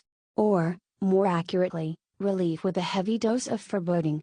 If it was true that we had gotten a couple of years' worth of work done in a month, we had also spent down a couple of years' worth of political capital just as fast. It was hard to deny, for example, that McConnell and Boehner had clobbered us on the messaging front. Their relentless attacks continued to shape coverage of the Recovery Act, with the press trumpeting every spurious accusation of waste and malfeasance. Some pundits embraced the GOP-driven narratives that I had failed to reach out enough to Republicans in shaping the bill, thereby breaking my promise to govern in a bipartisan fashion. Others suggested that our agreement with Collins, Nelson, Snowe, and Specter represented cynical Washington horse trading rather than change we can believe in. Public support for the Recovery Act had grown over the weeks it had taken to pass the bill. But soon enough, the noise would have an impact, reversing that trend. Meanwhile, a decent portion of my own Democratic base, still flush with election night hubris and agitated by Republican unwillingness to roll over and play dead, seemed less content with everything we'd managed to get into the Recovery Act and mad about the much smaller number of things we'd had to give up. Liberal commentators insisted that if I had shown more spine in resisting the Gang of Four's demands, the stimulus would have been bigger. This despite the fact that it was twice as big as what many of these commentators had been calling for just a few weeks earlier. Women's groups were unhappy about the contraception provisions that had been removed. Transportation groups complained that the increase in mass transit dollars wasn't all they had sought. Environmentalists seemed to be spending more time objecting to the small fraction of funding that went to clean coal projects than celebrating the Recovery Act's massive investment in renewable energy. Between Republican attacks and Democratic complaints, I was reminded of the Yeats poem The Second Coming. My supporters lacked all conviction, while my opponents were full of passionate intensity. None of this would have worried me if passing the Recovery Act was all we needed to do to get the economy to start working again. I was confident that we could effectively implement the legislation and prove our critics wrong. I knew that Democratic voters would stick with me for the long haul, and my own poll numbers with the general public remain high. The problem was that we still had at least 3 or 4 more big moves to make in order to end the crisis, each one just as urgent, each one just as controversial, each one just as hard to pull off. It was as if, having ascended the face of a big mountain, I now found myself looking out over a series of successively more perilous peaks, while realizing that I had twisted an ankle. Bad weather was coming, and I'd used up half my supplies. I didn't share these feelings with anyone on my team, they were frazzled enough as it was. Suck it up, I told myself. Tighten your laces. Cut your rations. Keep moving. Chapter 12. Dear President Obama. Today I was informed that effective June 30, 2009, I will join the rapidly growing number of unemployed in this country. As I tucked my children into bed tonight, fighting the panic that is threatening to consume me, I realize that as a parent, I will not have the opportunity that my parents had. I cannot look at my children and tell them honestly that if you work hard enough and sacrifice enough, then anything is possible. I have learned today that you can make all the right choices, do all the right things, and it still might not be enough, because your government has failed you. Although my government has been talking quite a bit about protecting and helping Middle America, What I have seen has been to the contrary. I see a government that has been catering to lobbyists and special interest groups. I see billions of dollars that are being spent on bailouts for financial institutions. Thank you for allowing me to voice just a few of my thoughts on this emotional night. Sincerely, Nicole Brandon, Virginia. It seemed like I read 2 or 3 letters like this every night. I'd slip them back into the folder they had come in, adding it to the high pile of papers on the desk. On that particular night, the face of the treaty room's grandfather clock read 1 in the morning. I rubbed my eyes, decided I needed a better reading lamp, and glanced up at the massive oil painting hanging over the heavy leather couch. It depicted a stern, portly President McKinley standing like a bushy-eyebrowed headmaster while a group of mustached men signed the treaty ending the Spanish-American War in 1898, all of them gathered around the very table where I now sat. It was a fine piece for a museum, but less than ideal for what was now my home office. I made a note to myself to have it replaced with something more contemporary. Other than the 5 minutes I'd spent walking across the hall to tuck in the girls and kiss Michelle goodnight, I'd been planted in my chair since dinner time, the same way I was just about every night of the week. For me, these were often the quietest and most productive hours of the day, a time when I could catch up on work and prepare myself for whatever was coming next, poring over the stacks of material my staff secretary sent up to the residents for my review. The latest economic data, decision memos, informational memos, intelligence briefings, legislative proposals, drafts of speeches, press conference talking points. I felt the seriousness of my job most acutely when reading letters from constituents. I received a nightly batch of 10, some written in longhand, others printed out emails, arranged neatly in a purple folder. They were often the last thing I looked at before going to bed. It had been my idea, the letters, one that came to me on my second day in office. I figured that taking in a steady dose of constituent mail would be an efficient way for me to reach outside the presidential bubble and hear directly from those I served. The letters were like an info drip from the real world, an everyday reminder of the covenant I now had with the American people, the trust I carried, and the human impact of each decision I made. I insisted on seeing a representative cross-section. I don't just want a bunch of happy talk stuff from supporters, I told Peter Rouse, who was now a senior advisor and the West Wing's resident Yoda. Other than that, we left it up to our correspondence office to choose which of the 10,000 or so letters and emails that flowed into the White House daily went into the folder. For the first week, what I read was mostly feel-good stuff, notes of congratulations, people telling me how inspired they'd been on Inauguration Day, kids with suggestions for legislation you should pass a law to cut down on the amount of homework. But as weeks went by, the letters became more somber. A man who had worked at the same job for 20 years described the shame he felt when he had to tell his wife and kids he'd been laid off. A woman wrote after the bank foreclosed on her home, she was worried that if she didn't get immediate help, she'd end up on the streets. A student had dropped out of college. His financial aid had run out, and he was moving back into his parents' house. Some letters offered detailed policy recommendations. Others were written in anger. Why hasn't your Justice Department thrown any of these Wall Street crooks in jail? Or with quiet resignation, I doubt you'll ever read this, but I thought you should know we are hurting out here. Most often they were urgent appeals for help, and I would write back on a note card embossed with the presidential seal, explaining the steps we were taking to get the economy moving again, offering whatever encouragement I could. I would then mark the original letter with instructions for my staff. See if Treasury can check with the bank about a refinancing option, I'd write. Or does the VA have a loan program for vets in this situation? Or simply, can we help? This would usually be enough to focus the attention of the relevant agency. The letter writer would be contacted. Days or weeks later, I'd receive a follow-up memo explaining the actions taken on their behalf. Sometimes people would get the relief they had sought, their home temporarily saved, a spot in an apprenticeship program. Still, it was hard to take any satisfaction from individual cases. I knew that each letter represented the desperation of millions across the country, people counting on me to save their jobs or their homes, to restore whatever sense of security they had once felt. No matter how hard my team and I worked, no matter how many initiatives we put into place or how many speeches I gave, there was no getting around the damning, indisputable facts. 3 months into my presidency, More people were suffering than when I began, and no one, including me, could be sure relief was in sight.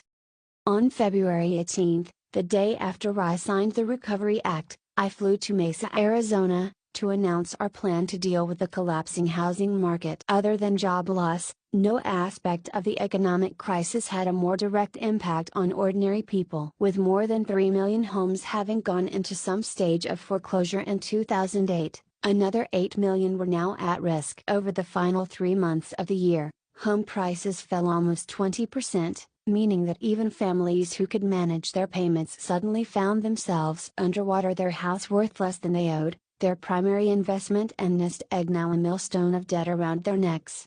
The problem was at its worst in states like Nevada and Arizona, two of the epicenters of the subprime-driven housing bubble. There, you could drive through entire subdivisions that looked like ghost towns, with block after block of cookie-cutter houses, many of them newly built but lifeless, properties developed but never sold, or sold and promptly foreclosed upon. Either way, they were empty, some with their windows boarded up. The few homes still occupied stood out like small oases, their postage stamp lawns green and tinted, cars parked in the driveways, lonely outposts against a backdrop of ravaged stillness. I remember talking with a homeowner in one of these developments during a campaign visit to Nevada. He was a sturdy, 40-ish man in a white t-shirt who had turned off his lawnmower to shake my hand while a tow-headed little boy zipped around behind him on a red tricycle. He was luckier than many of his neighbors. He told me he'd had enough seniority at the factory where he worked to avoid the first wave of layoffs, and his wife's nursing job seemed relatively secure. Still, the house they'd paid $400,000 to purchase at the height of the bubble was now worth half that amount. They had quietly debated whether their best move was to default on their mortgage and walk away. Toward the end of our conversation, the man looked back at his son. "I remember my dad talking about the American dream when I was a kid," he said. "How the most important thing was to work hard, buy a house, raise a family, do things right. What happened to that? When did that become just a load of?" He trailed off, looking pained before wiping the sweat from his face and restarting his mower. The question was what my administration could do to help a man like that. He hadn't lost his home, but he'd lost faith in the shared enterprise of our country, its larger ideal. Affordable housing advocates and some progressives in Congress were pushing a large-scale government program to not only reduce monthly mortgage payments for people at risk of losing their homes but actually forgive a portion of their outstanding balance. At first blush the idea had obvious appeal, a bailout for Main Street, not Wall Street, as proponents suggested. But the sheer scale of lost home equity across the country made such a principal reduction program cost prohibitive. Our team calculated that even something the size of a second TARP, a political impossibility, would have a limited effect when spread out across the $20 trillion U.S. real estate market. We settled on launching two more modest programs, both of which I detailed that day in Mesa: the Home Affordable Modification Program (HAMP), designed to reduce the monthly mortgage payments of eligible homeowners to no more than 31% of their income, and the Home Affordable Refinance Program (HARP), which would help borrowers refinance their mortgage at lower rates even if their homes were underwater. By design, not everyone would be assisted under these programs. They wouldn't help those who, through subprime loans, had bought way more home than their income could support. Nor would they be open to those who had bought real estate as a debt-financed investment, thinking they could flip the property for a profit. Instead, the goal was to target several million families teetering on the edge, those who lived in their homes and had made what had seemed at the time like a responsible purchase, but now needed relief to get them through. Implementing even these limited programs posed all kinds of logistical hurdles. For example, while it was in the interest of mortgage lenders to keep families in their homes in an already depressed market, foreclosed homes sold at fire sale prices, resulting in big losses for the lender. Mortgages were no longer held by a discrete set of banks that we could pressure into participating. Instead, they'd been securitized, sold in bits and pieces to various investors around the world. The homeowner never dealt directly with these anonymous lenders, instead sending mortgage payments to a servicing company that operated as little more than a glorified bill collector. Without the legal authority to force these servicing companies to do anything, The best we could do was offer incentives for them to offer homeowners a break. We also had to convince the servicing companies to process millions of applications to determine who was or wasn't eligible for a mortgage modification or refinancing, something they were ill-equipped to do.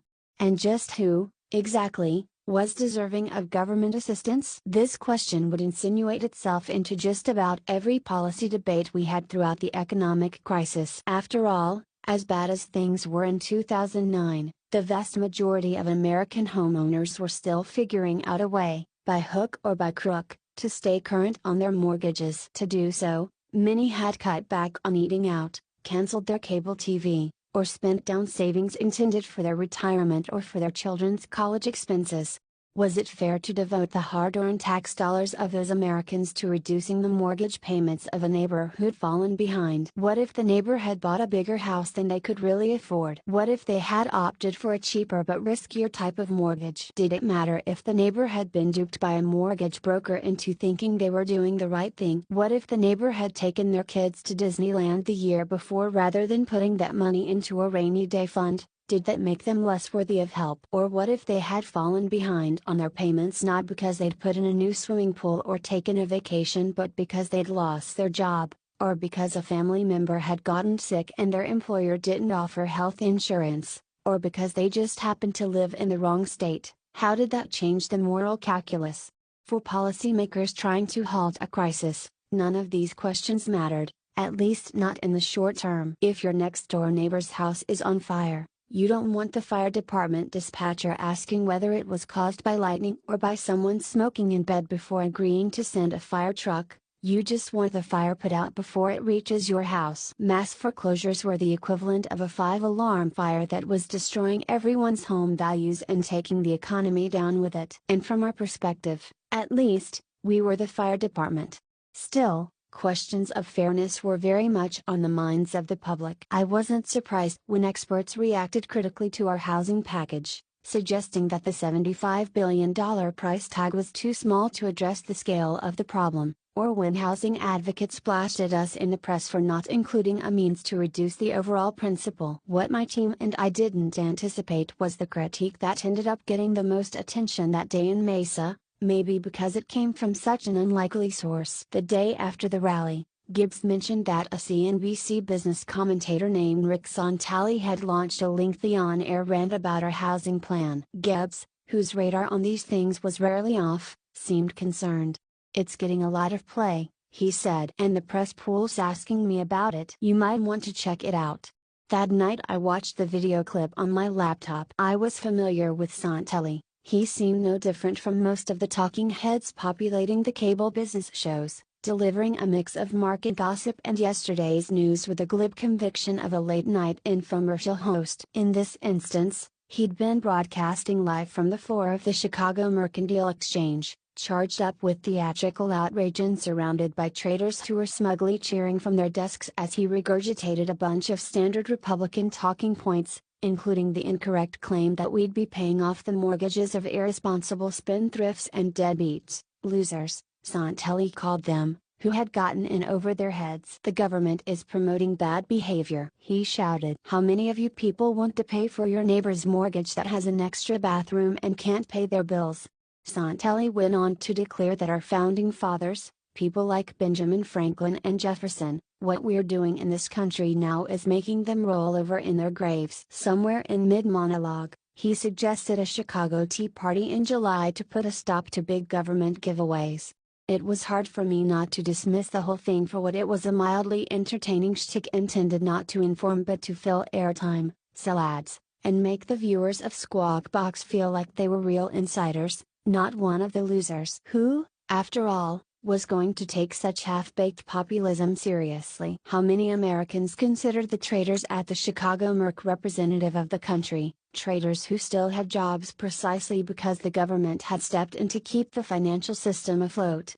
In other words, it was bullshit. Santelli knew it. The CNBC anchors bantering with him knew it. And yet it was clear that the traders, at least, fully embraced what Santelli was peddling. They didn't appear chastened by the fact that the game they played had been rigged up and down the line, if not by them then by their employers. the real high rollers in wood-paneled boardrooms. They didn't seem concerned by the fact that for every loser who had bought more house than he could afford, there were 20 folks who had lived within their means but were now suffering the fallout from Wall Street's bad bets.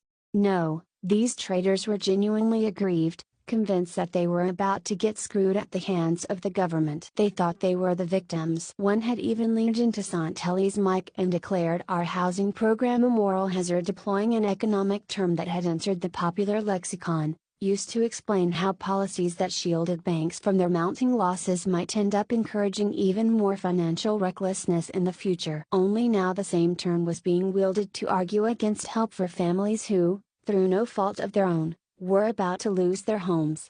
I clicked the video feed off, feeling irritated. It was a familiar trick, I thought to myself, the kind of rhetorical sleight of hand that had become a staple of conservative pundits everywhere, whatever the issue, taking language once used by the disadvantaged to highlight a societal ill and turning it on its ear. The problem is no longer discrimination against people of color, the argument goes, it's reverse racism, with minorities playing the race card to get an unfair advantage. The problem isn't sexual harassment in the workplace, it's humorless feminazis beating men over the head with their political correctness. The problem is not bankers using the market as their personal casino, or corporations suppressing wages by busting unions and offshoring jobs. It's the lazy and shiftless, along with their liberal Washington allies, intent on mooching off the economy's real makers and the doers.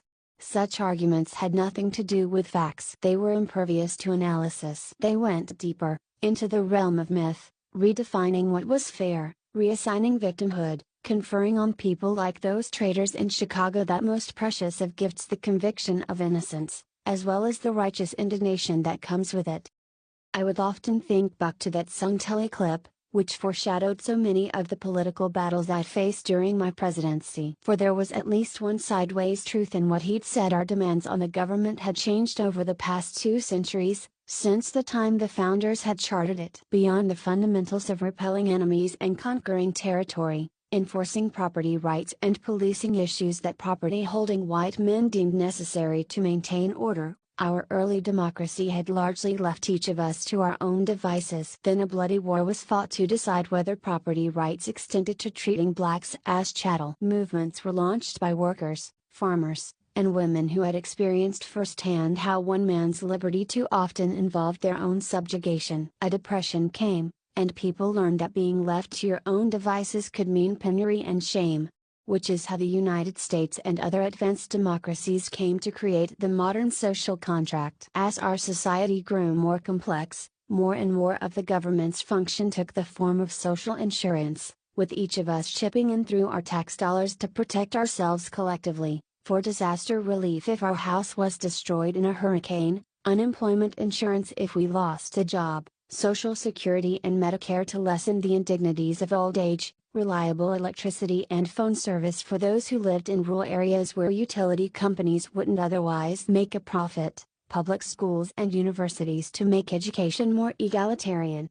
It worked, more or less. In the span of a generation, and for a majority of Americans, life got better, safer, more prosperous, and more just. A broad middle class flourished. The rich remained rich, if maybe not quite as rich as they would have liked, and the poor were fewer in number, and not as poor as they'd otherwise have been. And if we sometimes debated whether taxes were too high or certain regulations were discouraging innovation, whether the nanny state was sapping individual initiative or this or that program was wasteful, we generally understood the advantages of a society that at least tried to offer a fair shake to everyone and build a floor beneath which nobody could sink.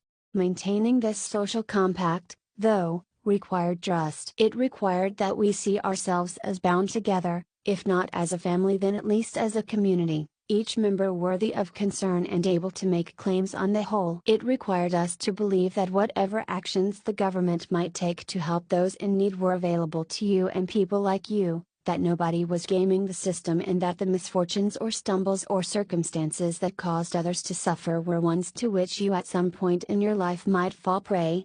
Over the years, that trust proved difficult to sustain. In particular, the fault line of race strained it mightily. Accepting that African Americans and other minority groups might need extra help from the government, that their specific hardships could be traced to a brutal history of discrimination rather than immutable characteristics or individual choices, required a level of empathy, of fellow feeling, that many white voters found difficult to muster. Historically, programs designed to help racial minorities, from 40 acres and a mule to affirmative action, were met with open hostility. Even universal programs that enjoy broad support, like public education or public sector employment, had a funny way of becoming controversial once black and brown people were included as beneficiaries. And harder economic times strained civic trust. As the U.S. growth rate started to slow in the 1970s, as incomes then stagnated and good jobs declined for those without a college degree, as parents started worrying about their kids doing at least as well as they had done, the scope of people's concerns narrowed. We became more sensitive to the possibility that someone else was getting something we weren't and more receptive to the notion that the government couldn't be trusted to be fair.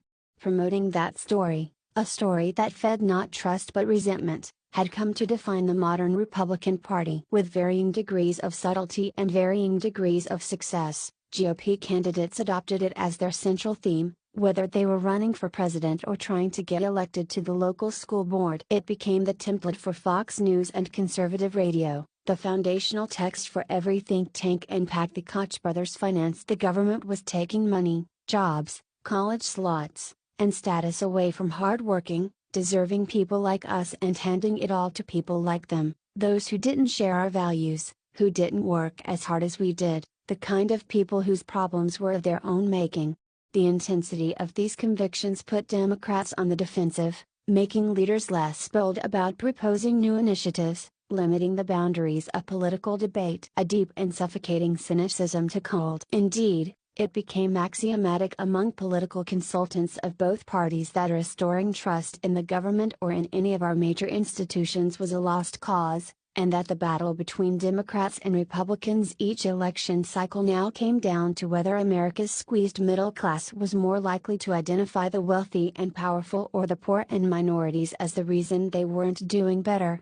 I didn't want to believe that this was all our politics had to offer. I hadn't run simply to fan anger and allocate blame. I had run to rebuild the American people's trust, not just in the government but in one another. If we trusted one another, democracy worked. If we trusted one another, the social compact held, and we could solve big problems like wage stagnation and declining retirement security. But how could we even begin?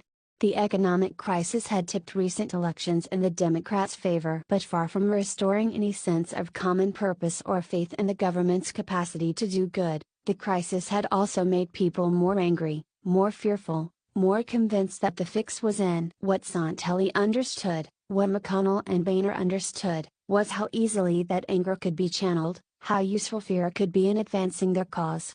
The forces they represented might have lost the recent battle at the polls, but the larger war, that clash of worldviews, values, and narratives, was the one they would still try to win. If all this seems obvious to me now, it wasn't at the time. My team and I were too busy. Passing the Recovery Act and rolling out our housing plan may have been necessary elements in ending the crisis. They weren't close to being sufficient. In particular, the global financial system was still broken, and the man I was relying on to fix it was not off to a promising start. Tim Geithner's problems had begun weeks earlier, during the process to get him confirmed as Treasury Secretary. Historically, Senate confirmation of cabinet appointments was a relatively routine affair, with senators from both parties operating on the presumption that presidents were entitled to choose their own teams, even if they considered the men and women the president selected to be scoundrels and fools. But in recent years, the Senate's constitutional mandate to advise and consent had become one more weapon in the endless cycle of partisan trench warfare. Senate staffers of the opposing party now scoured the records of nominees, looking for any youthful indiscretion or damaging quote that could then be raised in a hearing or used to make news. The nominees' personal lives became the subject of endless and intrusive public questioning. The point of the exercise was not necessarily to torpedo the appointment. Eventually most nominees got confirmed, but to distract and politically embarrass the administration. The hazing quality of the proceedings had another consequence. With increasing frequency, highly qualified candidates for top federal jobs would cite the confirmation ordeal, what it might do to their reputations, how it might affect their families, as a reason to decline a high-profile post. Tim's particular problem had to do with taxes. During the 3 years he'd spent working for the International Monetary Fund, it turned out, neither he nor his accountants had noticed that the organization did not withhold its U.S. employees' payroll taxes. It was an innocent and apparently common mistake, and when an audit surfaced the problem in 2006, a full 2 years before he was even considered for the Treasury job, Tim amended his returns and paid what the audit said he owed. Yet given the political climate, and the fact that as Treasury Secretary, Tim would be overseeing the IRS, the reaction to his error was unforgiving. Republicans suggested that he had purposely committed tax fraud. Late-night comics made jokes at his expense. Tim grew despondent, telling Axe and Rom that perhaps I should nominate someone else, which led me to call him late one night to buck him up and insist that he was my guy. Although he was confirmed a few days later, Tim was aware that it was by the smallest margin of any Treasury nominee in U.S. history, and that his credibility both at home and internationally had been damaged. I wasn't as worried about all that. Nobody remembered confirmation votes, and I was certain his credibility would quickly rebound. But the confirmation drama reminded me that Tim was still a civilian, a lifelong technocrat who had always operated behind the scenes. It would take him some time, just as it had taken me, to get accustomed to the glare of the spotlight. The day after Tim's confirmation, he and Larry came to the Oval Office to brief me on the grim state of the financial system. Credit remained frozen. The markets were precarious. 5 massive institutions, 5 big bombs, Tim called them, were in particular peril: Fannie Mae and Freddie Mac, which had become virtually the only sources of housing finance and were burning through the $200 billion in taxpayer funds Treasury had injected into them the previous year. The insurance giant AIG, which had massive exposure as a result of insuring mortgage-based derivatives and had required $150 billion in TARP over the previous 4 months just to stay afloat, and 2 banks, Citigroup and Bank of America, which together constituted about 14% of America's bank deposits and had seen their stock drop 82% over the previous 4 months. A renewed run on any one of these 5 financial institutions could tip it into insolvency, which in turn could trigger a global financial earthquake even bigger than the one we just weathered. And despite the hundreds of billions the government had already devoted to their rescue, there was no way that the remaining $300 billion in TARP funds could cover the current pace of losses. A Federal Reserve analysis predicted that, unless the entire system stabilized soon, the banks might need an additional $300 to $700 billion in government cash infusion, and those numbers didn't include AIG, which would later announce a $62 billion quarterly loss.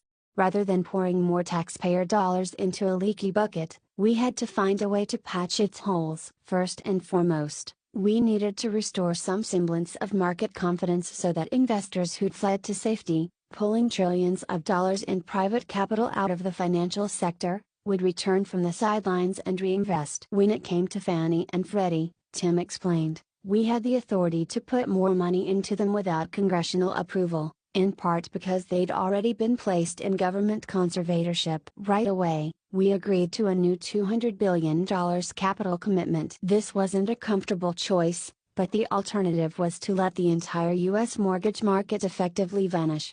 As for the rest of the financial system, the choices were dicier. A few days later, in another Oval Office meeting, Tim and Larry outlined 3 basic options. The first, most prominently advocated by FDIC Chair and Bush holdover Sheila Bair, involved a reprise of Hank Paulson's original idea for TARP, which was to have the government set up a single bad bank that would buy up all the privately held toxic assets, thereby cleansing the banking sector. This would allow investors to feel some form of trust and banks to start lending again.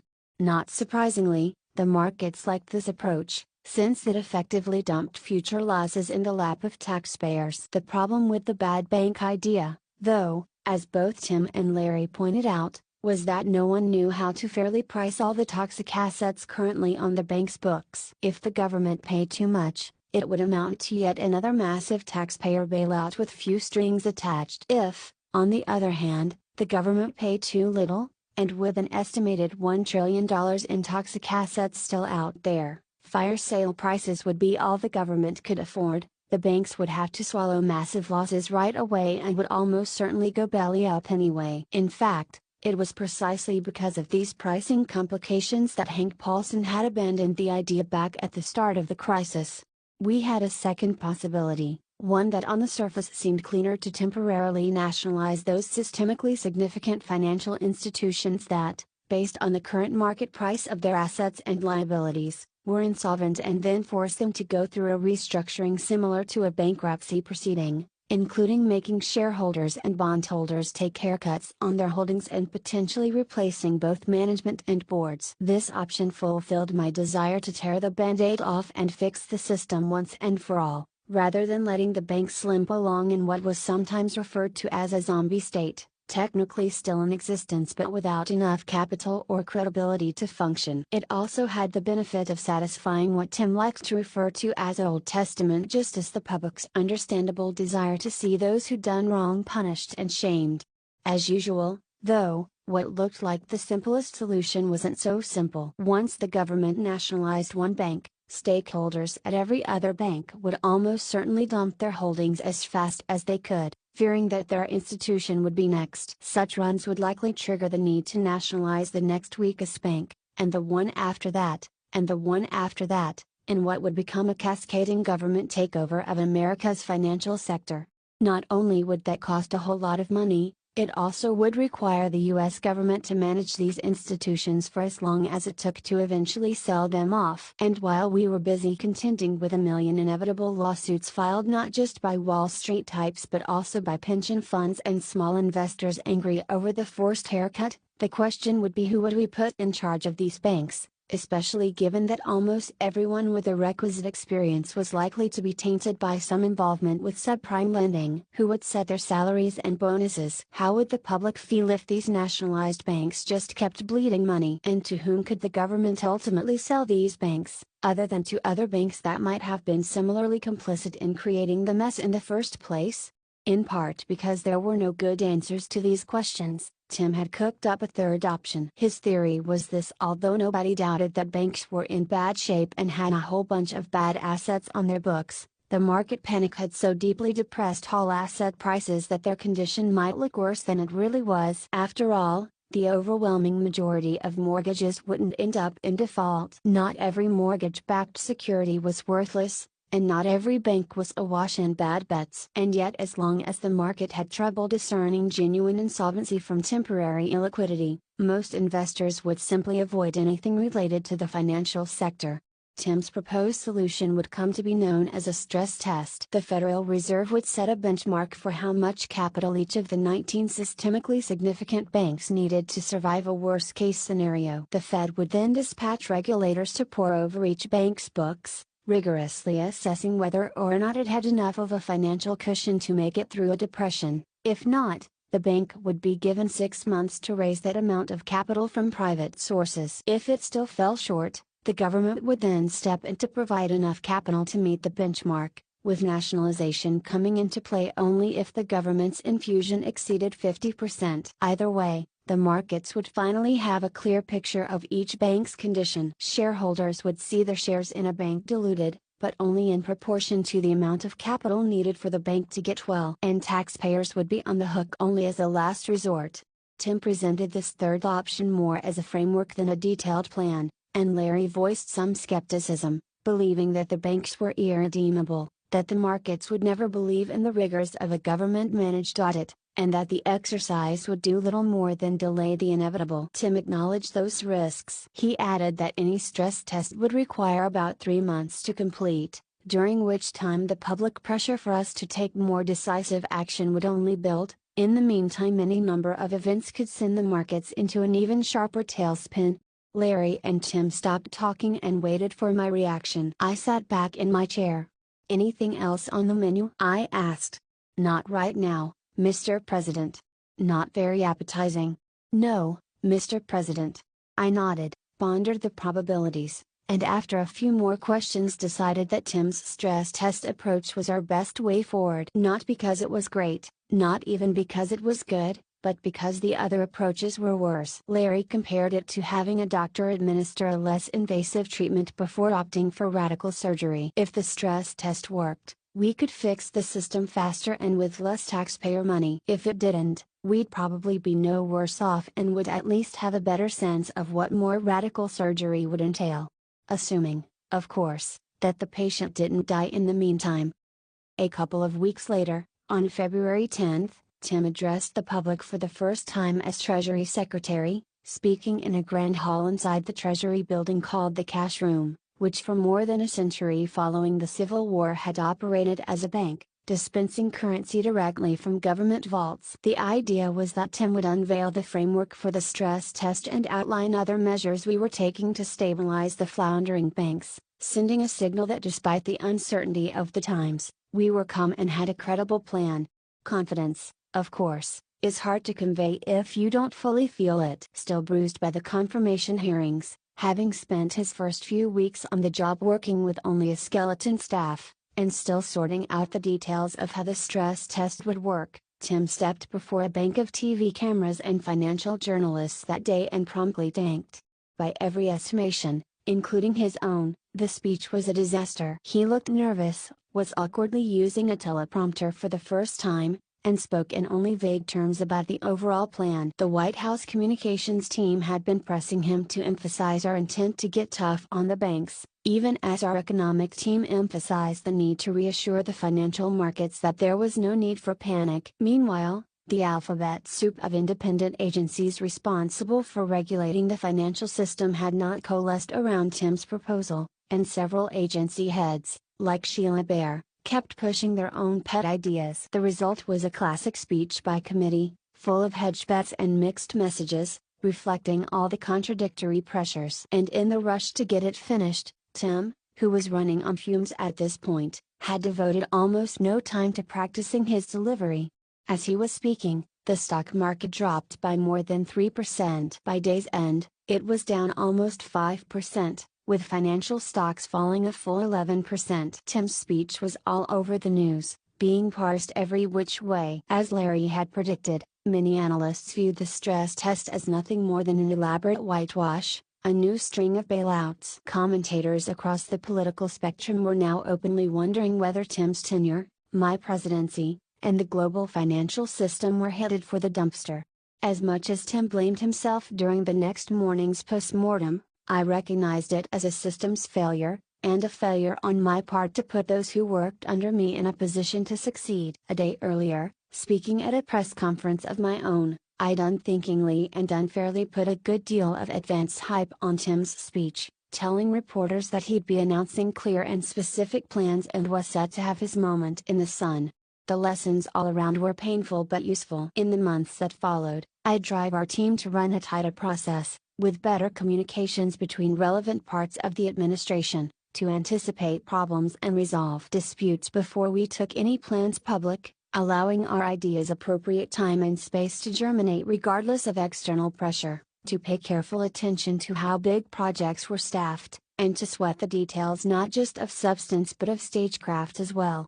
And one more thing, I told myself not to ever open my big mouth again to set up expectations that, given the circumstances, could not possibly be met.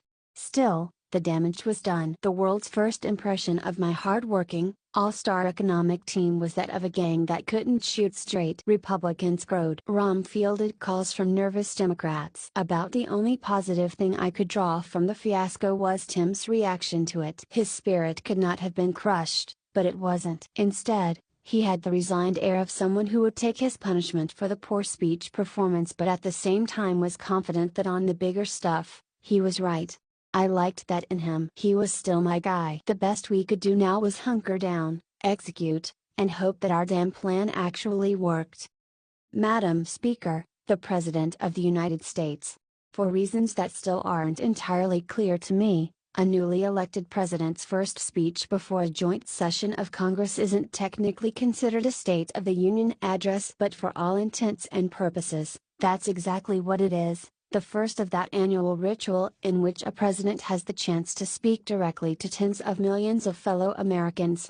My own first address was scheduled for February 24, which meant that even as we were scrambling to get our economic rescue plan in place, I had to steal whatever scraps of time I could to review the drafts faves worked up. It wasn't an easy assignment for either of us. Other speeches could traffic in broad themes or focus narrowly on a single issue. In the sawtooth, as West Wing staffers called it, the president was expected to outline both domestic and foreign policy priorities for the coming year. And no matter how much you dressed up your plans and proposals with anecdotes or catchy phrases, detailed explanations of Medicare expansion or tax credit refundability rarely stirred the heartstrings.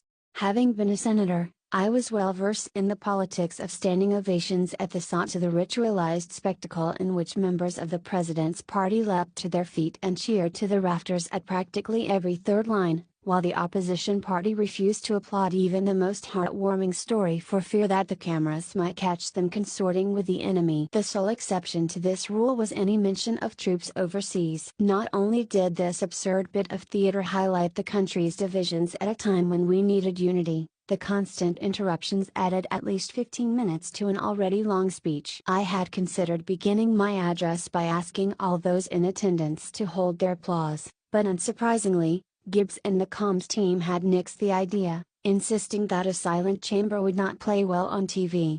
But if the process ahead of the sawtooth left us feeling harried and uninspired, if at various points I told faves that after an election night speech, an inauguration speech, and nearly 2 years of non-stop talking, I had absolutely nothing new to say and would be doing the country a favor by emulating Thomas Jefferson and just dropping off my remarks to Congress for the people to read at their leisure, it all vanished the instant I arrived at the threshold of the ornate House chamber and heard the sergeant at arms announce my entrance onto the floor. "Madam Speaker." Perhaps more than any others, those words and the scene that followed made me conscious of the grandeur of the office I now occupied. There was the thundering applause as I stepped into the chamber, the slow walk down the center aisle through outstretched hands, the members of my cabinet arrayed along the first and second rows, the Joint Chiefs in their crisp uniforms and the Supreme Court justices in their black robes, like members of an ancient guild, the greetings from Speaker Pelosi and Vice President Biden, positioned on either side of me, and my wife beaming down from the upper gallery in her sleeveless dress. That was when the cult of Michelle's arms truly took off, waving and blowing a kiss as the speaker lowered her gavel and the proceedings commenced.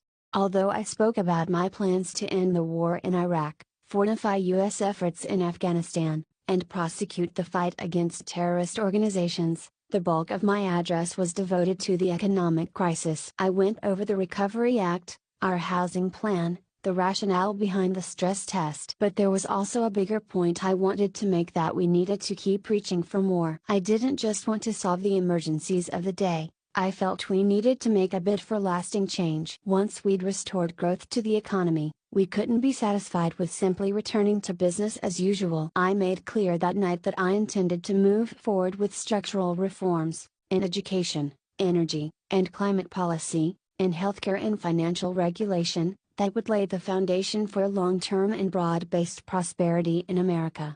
The days had long passed since I got nervous on a big stage, and considering how much ground we had to cover, the speech went about as well as I could have hoped. According to Axe and Gibbs, the reviews were fine, the talking heads deeming me suitably presidential. But apparently they'd been surprised by the boldness of my agenda, my willingness to forge ahead with reforms beyond those that address the central business of saving the economy.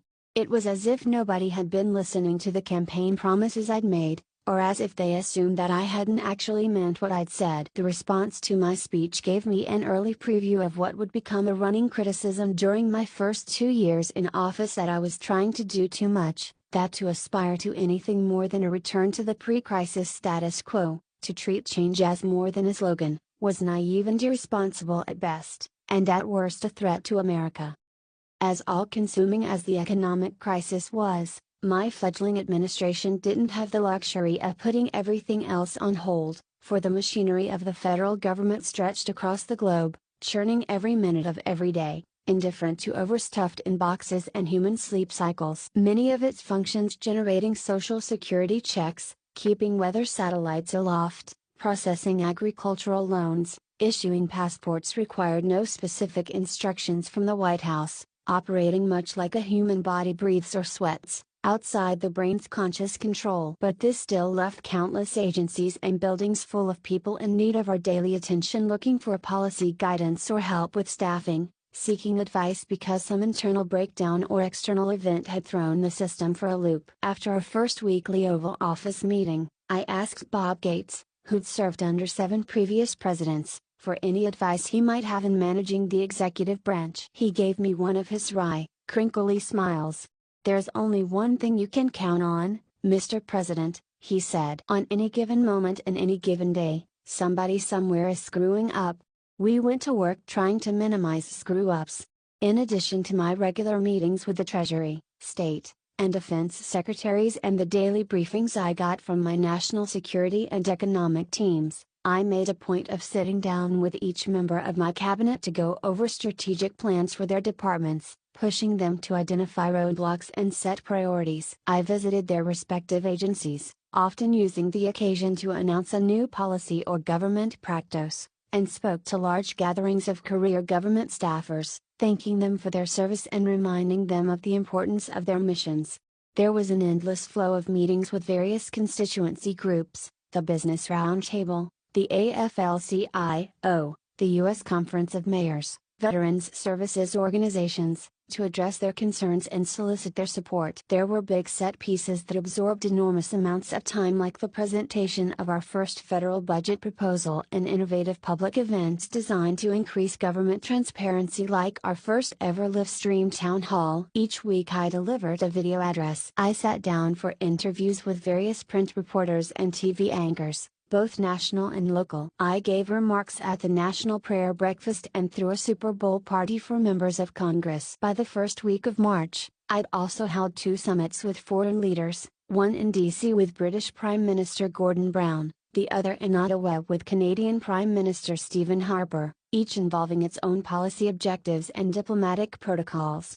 For every event, meeting, and policy rollout, 100 people or more might be frantically working behind the scenes. Every document issued was fact-checked, every person who showed up for a meeting was vetted, every event was planned to the minute, and every policy announcement was carefully scrubbed to make sure it was achievable, affordable, and didn't carry the risk of unforeseen consequences.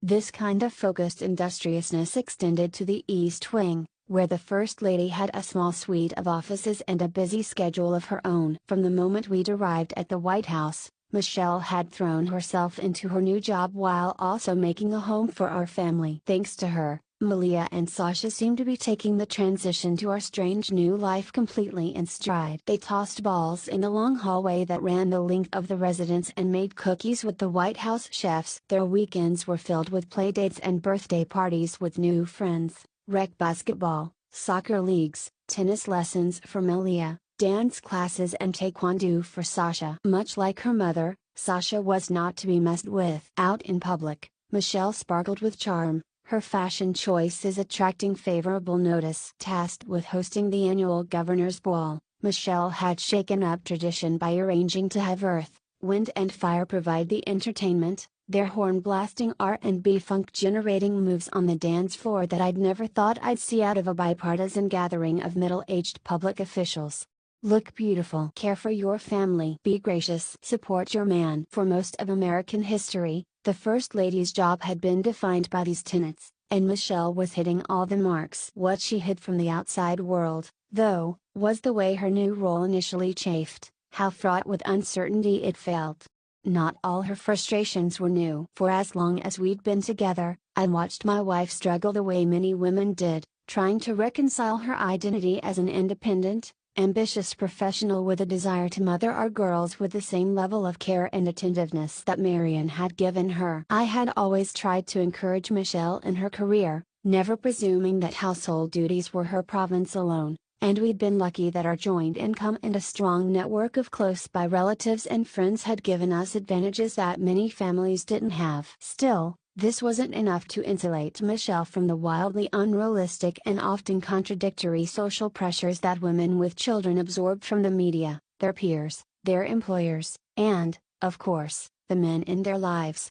My career in politics, with its prolonged absences, had made it even tougher. More than once Michelle had decided not to pursue an opportunity that excited her but would have demanded too much time away from the girls. Even in her last job at the University of Chicago Medical Center, with a supportive boss and the ability to make her own schedule, she'd never fully shaken the sense that she was shortchanging the girls, her work, or both. In Chicago, she had at least been able to avoid being in the public eye and manage the everyday push and pull on her own terms. Now all that had changed. With my election, she'd been forced to give up a job with real impact for a role that, in its original design, at least, was far too small for her gifts. Meanwhile, mothering our kids involved a whole new set of complications, like having to call a parent to explain why Secret Service agents needed to survey their house before Sasha came for a playdate, or working with staffers to press a tabloid not to print a picture of Malia hanging out with her friends at the mall.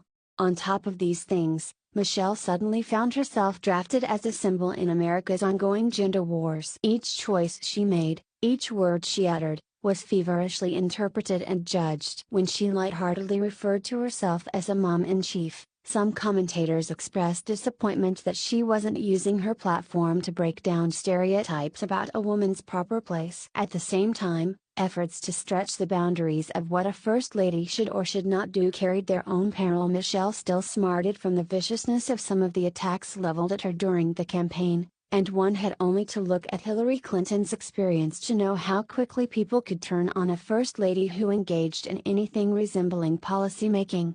Which is why, in those early months, Michelle took her time deciding how she'd use her new office, figuring out how and where she might exert an influence while carefully and strategically setting the tone for her work as First Lady. She consulted with Hillary and with Laura Bush. She recruited a strong team, filling her staff with seasoned professionals whose judgment she trusted. Eventually she decided to take on two causes that were personally meaningful: the alarming jump in America's childhood obesity rates and the embarrassing lack of support for America's military families. It wasn't lost on me that both issues tapped into frustrations and anxieties that Michelle herself sometimes felt. The obesity epidemic had come to her attention a few years earlier when our pediatrician, noticing that Malia's body mass index had increased somewhat, identified too many highly processed kid-friendly foods as the culprit. The news had confirmed Michelle's worries that our harried, overscheduled lives might be adversely impacting the girls. Similarly, her interest in military families had been sparked by emotional roundtable discussions she'd had during the campaign with the spouses of deployed service members, as they described feeling a mixture of loneliness and pride, as they'd admitted to occasional resentment at being treated as an afterthought in the larger cause of defending the nation, as they expressed reluctance to ask for help for fear of seeming selfish. Michelle had heard echoes of her own circumstances. Precisely because of these personal connections, I was sure her impact on both issues would be substantial. Michelle was someone who started from the heart and not the head, from experience rather than abstractions. I also knew this: my wife didn't like to fail. Whatever ambivalence she felt about her new role, she was nonetheless determined to carry it out well. As a family, we were adapting week by week, each of us finding means to adjust to, cope with, and enjoy our circumstances. Michelle turned to her unflappable mother for counsel anytime she felt anxious, the two of them huddling together on the couch in the solarium on the third floor of the White House. Malia threw herself into her fifth-grade homework and was lobbying us to deliver on our personal campaign promise to get a family dog. Sasha, just 7, still fell asleep at night clutching the frayed chenille blankie she'd had since she was a baby, her body growing so fast you could almost see the difference each day. Our new housing arrangement brought one especially happy surprise. Now that I lived above the store, so to speak, I was home basically all the time. On most days, the work came to me, not the other way around. Unless I was traveling, I made a point of being at the dinner table by 6:30 each night, even if it meant that later I needed to go back downstairs to the Oval Office. What a joy that was, listening to Malia and Sasha talk about their days, narrating a world of friend drama, quirky teachers, jerky boys, silly jokes, dawning insights, and endless questions. After the meal was over and they bounded off to do homework and get ready for bed, Michelle and I would sit and catch up for a time, less often about politics and more about news of old friends, movies we wanted to see, and most of all the wondrous process of watching our daughters grow up. Then we'd read the girls' bedtime stories, hug them tightly, and tuck them in, Malia and Sasha in their cotton pajamas smelling of warmth and life. In that hour and a half or so each evening, I found myself replenished, my mind cleansed and my heart cured of whatever damage a day spent pondering the world and its intractable problems may have done. If the girls and my mother-in-law were anchors in the White House, there were others who helped me and Michelle manage the stress of those early months. Sam Cass, the young man we'd hired to cook for us part-time back in Chicago as the campaign got busy and our worries about the kids' eating habits peaked, had come with us to Washington, joining the White House not just as a chef but also as Michelle's point person on the childhood obesity issue. The son of a math teacher at the girls' old school and a former college baseball player, Sam had an easygoing charm and compact good looks that were enhanced by a shiny, clean-shaven head. He was also a genuine food policy expert, conversant in everything from the effects of monoculture farming on climate change to the links between eating habits and chronic disease. Sam's work with Michelle would prove invaluable. It was brainstorming with him, for example, that gave Michelle the idea to plant a vegetable garden in the south lawn. But what we got in the bargain was a fun-loving uncle to the girls, a favorite younger brother to Michelle and me, and, along with Reggie Love, someone I could shoot hoops or play a game of pool with any time I needed to blow off a little steam. We found similar support from our longtime athletic trainer, Cornell McClellan, a former social worker and martial arts expert who owned his own gym in Chicago. Despite his imposing frame, Cornell was kind and good-humored when he wasn't torturing us with squats, deadlifts, burpees, and lunge walks, and he decided that it was his duty to start splitting his time between DC and Chicago to make sure the first family stayed in shape. Each morning, Monday through Thursday, Michelle and I began our days with both Cornell and Sam, the four of us gathering in the small gym on the third floor of the residence, its wall-mounted television reliably set to ESPN's Sports Center. There was no disputing that Michelle was Cornell's star pupil, powering through her workouts with unerring focus, while Sam and I were decidedly slower and given to taking longer breaks between sets, distracting Cornell with heated debates, Jordan versus Kobe, Tom Hanks versus Denzel Washington, anytime the regimen got too intense for our liking. For both Michelle and me, that daily hour in the gym became one more zone of normalcy, shared with friends who still called us by our first names and loved us like family, who reminded us of the world we'd once known, and the version of ourselves that we hoped always to inhabit. There was a final stress reliever that I didn't like to talk about, one that had been a chronic source of tension throughout my marriage. I was still smoking 5 or 6, or 7 cigarettes a day. It was the lone vice that had carried over from the rebel days of my youth. At Michelle's insistence, I had quit several times over the years, and I never smoked in the house or in front of the kids. Once elected to the U.S. Senate, I had stopped smoking in public. But a stubborn piece of me resisted the tyranny of reason, and the strains of campaign life, the interminable car rides through cornfields, the solitude of motel rooms, had conspired to keep me reaching for the pack I kept handy in a suitcase or drawer. After the election, I'd told myself it was as good a time as any to stop. By definition, I was in public just about any time I was outside the White House residence. But then things got so busy that I found myself delaying my day of reckoning, wandering out to the pool house behind the Oval Office after lunch or up to the third-floor terrace after Michelle and the girls had gone to sleep, taking a deep drag and watching the smoke curl toward the stars, telling myself I'd stop for good as soon as things settled down. Except things didn't settle down. So much so that by March my daily cigarette intake had crept up to 8 or 9, or 10.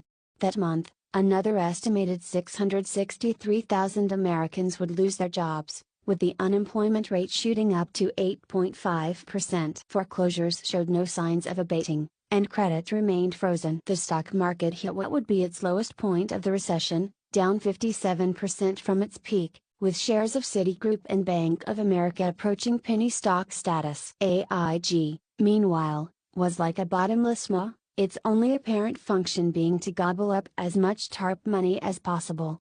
All this would have been more than enough to keep my blood pressure rising. What made it worse was the clueless attitude of the Wall Street executives whose collective asses we were pulling out of the fire. Just before I took office, for example, the leaders of most of the major banks had gone ahead and authorized more than $1 billion in year-end bonuses for themselves and their lieutenants, despite having already received TARP funds to prop up their stock prices. Not long after, Citigroup execs somehow decided it was a good idea to order a new corporate jet. Because this happened on our watch, someone on Tim's team was able to call the company's CEO and browbeat him into canceling the order. Meanwhile, bank executives bristled, sometimes privately, but often in the press, at any suggestion that they had in any way screwed up, or should be subject to any constraints when it came to running their business. This last bit of chutzpah was most pronounced in the two savviest operators on Wall Street, Lloyd Blankfein of Goldman Sachs and Jamie Dimon of JP Morgan Chase, both of whom insisted that their institutions had avoided the poor management decisions that plagued other banks and neither needed nor wanted government assistance. These claims were true only if you ignored the fact that the solvency of both outfits depended entirely on the ability of the Treasury and the Fed to keep the rest of the financial system afloat, as well as the fact that Goldman in particular had been one of the biggest peddlers of subprime-based derivatives, and had dumped them onto less sophisticated customers right before the bottom fell out. Their obliviousness drove me nuts. It wasn't just that Wall Street's attitude toward the crisis confirmed every stereotype of the uber-wealthy being completely out of touch with the lives of ordinary people. Each tone-deaf statement or self-serving action also made our job of saving the economy that much harder. Already, some Democratic constituencies were asking why we weren't being tougher on the banks, why the government wasn't simply taking them over and selling off their assets, for example, or why none of the individuals who had caused such havoc had gone to jail. Republicans in Congress, unburdened by any sense of responsibility for the mess they'd helped create, were more than happy to join in on the grilling. In testimony before various congressional committees, Tim, who was now routinely labeled as a former Goldman Sachs banker despite having never worked for Goldman and having spent nearly his entire career in public service, would explain the need to wait for the stress test results. My Attorney General, Eric Holder, would later point out that as egregious as the behavior of the banks may have been leading up to the crisis, there were few indications that their executives had committed prosecutable offenses under existing statutes. And we were not in the business of charging people with crimes just to garner good headlines. But to a nervous and angry public, such answers, no matter how rational, weren't very satisfying. Concerned that we were losing the political high ground, Axe and Gibbs urged us to sharpen our condemnations of Wall Street. Tim, on the other hand, warned that such populist gestures would be counterproductive, scaring off the investors we needed to recapitalize the banks. Trying to straddle the line between the public's desire for Old Testament justice and the financial market's need for reassurance, we ended up satisfying no one. "It's like we've got a hostage situation," Gibbs said to me one morning. "We know the banks have explosives strapped to their chests, but to the public it just looks like we're letting them get away with a robbery." With tensions growing inside the White House and me wanting to make sure everyone remained on the same page, in mid-March I called together my economic team for a marathon Sunday session in the Roosevelt Room. For several hours that day, we pressed him and his deputies for their thoughts on the ongoing stress test, whether it would work, and whether Tim had a plan B if it didn't. Larry and Christie argued that in light of mounting losses at Citigroup and Bank of America, it was time for us to consider preemptive nationalization, the kind of strategy that Sweden had ultimately pursued when it went through its own financial crisis in the 1990s. This was in contrast, they said, to the forbearance strategy that had left Japan in a lost decade of economic stagnation. In response, Tim pointed out that Sweden, with a much smaller financial sector, and at a time when the rest of the world was stable, had nationalized only two of its major banks as a last resort, while providing effective guarantees for its remaining four. An equivalent strategy on our part, he said, might cause the already fragile global financial system to unravel, and would cost a minimum of $200 to $400 billion. The chances of getting an additional dime of TARP money from this Congress are somewhere between 0 and 0. Rahm shouted, practically jumping out of his chair. Some on the team suggested that we at least take a more aggressive posture toward Citigroup and Bank of America, forcing out their CEOs and current boards, for example, before granting more TARP money. But Tim said such steps would be wholly symbolic, and, further, would make us responsible for finding immediate replacements capable of navigating unfamiliar institutions in the midst of the crisis. It was an exhausting exercise, and as the session ran into the evening hours, I told the team that I was going up to the residence to have dinner and get a haircut and would expect them to have arrived at a consensus by the time I got back. In truth, I'd already gotten what I wanted out of the meeting, confirmation in my own mind that, despite the legitimate issues Larry, Christy, and others had raised about the stress test, it continued to be our best shot under the circumstances. Or as Tim liked to put it, plan beats no plan.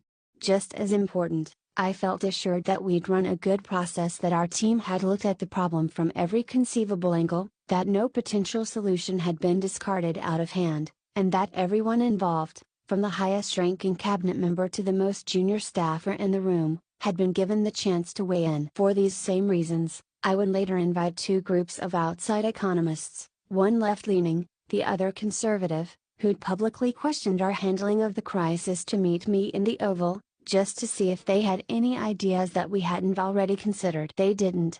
My emphasis on process was born of necessity. What I was quickly discovering about the presidency was that no problem that landed on my desk, foreign or domestic, had a clean, 100% solution. If it had, someone else down the chain of command would have solved it already. Instead, I was constantly dealing with probabilities: a 70% chance, say, that a decision to do nothing would end in disaster, a 55% chance that this approach versus that one might solve the problem, with a 0% chance that it would work out exactly as intended, a 30% chance that whatever we chose wouldn't work at all, along with a 15% chance that it would make the problem worse.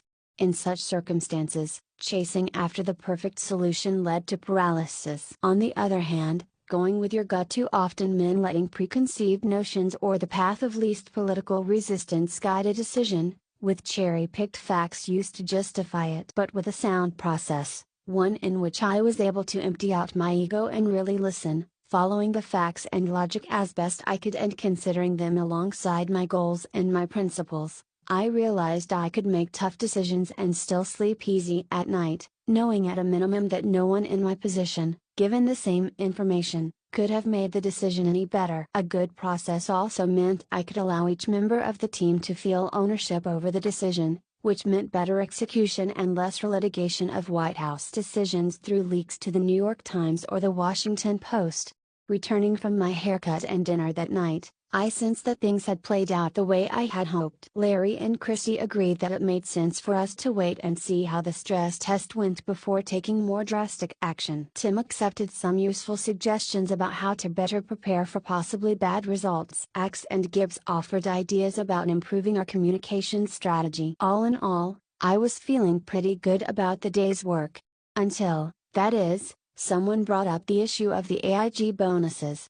It seemed that AIG, which had thus far taken more than $170 billion in TARP funds and still needed more, was paying its employees $165 million in contractually obligated bonuses. Worse yet, a big chunk of the bonuses would go to the division directly responsible for leaving the insurance giant wildly overexposed in the subprime derivative business. AIG's CEO, Edward Liddy, who himself was blameless, having only recently agreed to take the helm at the company as a public service and was paying himself just $1 a year, recognized that the bonuses were unseemly. But according to Tim, Liddy had been advised by his lawyers that any attempt to withhold the payments would likely result in successful lawsuits by the AIG employees and damage payments potentially coming in at 3 times the original amount. To cap it off, we didn't appear to have any governmental authority to stop the bonus payments, in part because the Bush administration had lobbied Congress against the inclusion of clawback provisions in the original TARP legislation, fearing that it would discourage financial institutions from participating. I looked around the room. This is a joke, right? You guys are just messing with me. Nobody laughed. Axe started arguing that we had to try to stop the payments, even if our efforts were unsuccessful. Tim and Larry began arguing back, acknowledging the whole thing was terrible but saying that if the government forced a violation of contracts between private parties, we'd do irreparable damage to our market-based system. Gibbs chimed in to suggest that morality and common sense trumped contract law. After a few minutes, I cut everyone off. I instructed Tim to keep looking at ways we might keep AIG from dispensing the bonuses, knowing full well he'd probably come up empty. Then I told Axe to prepare a statement condemning the bonuses that I could deliver the next day, knowing full well that nothing I said would help lessen the damage. Then I told myself that it was still the weekend and I needed a martini. That was another lesson the presidency was teaching me. Sometimes it didn't matter how good your process was. Sometimes you were just screwed, and the best you could do was have a stiff drink, and light up a cigarette.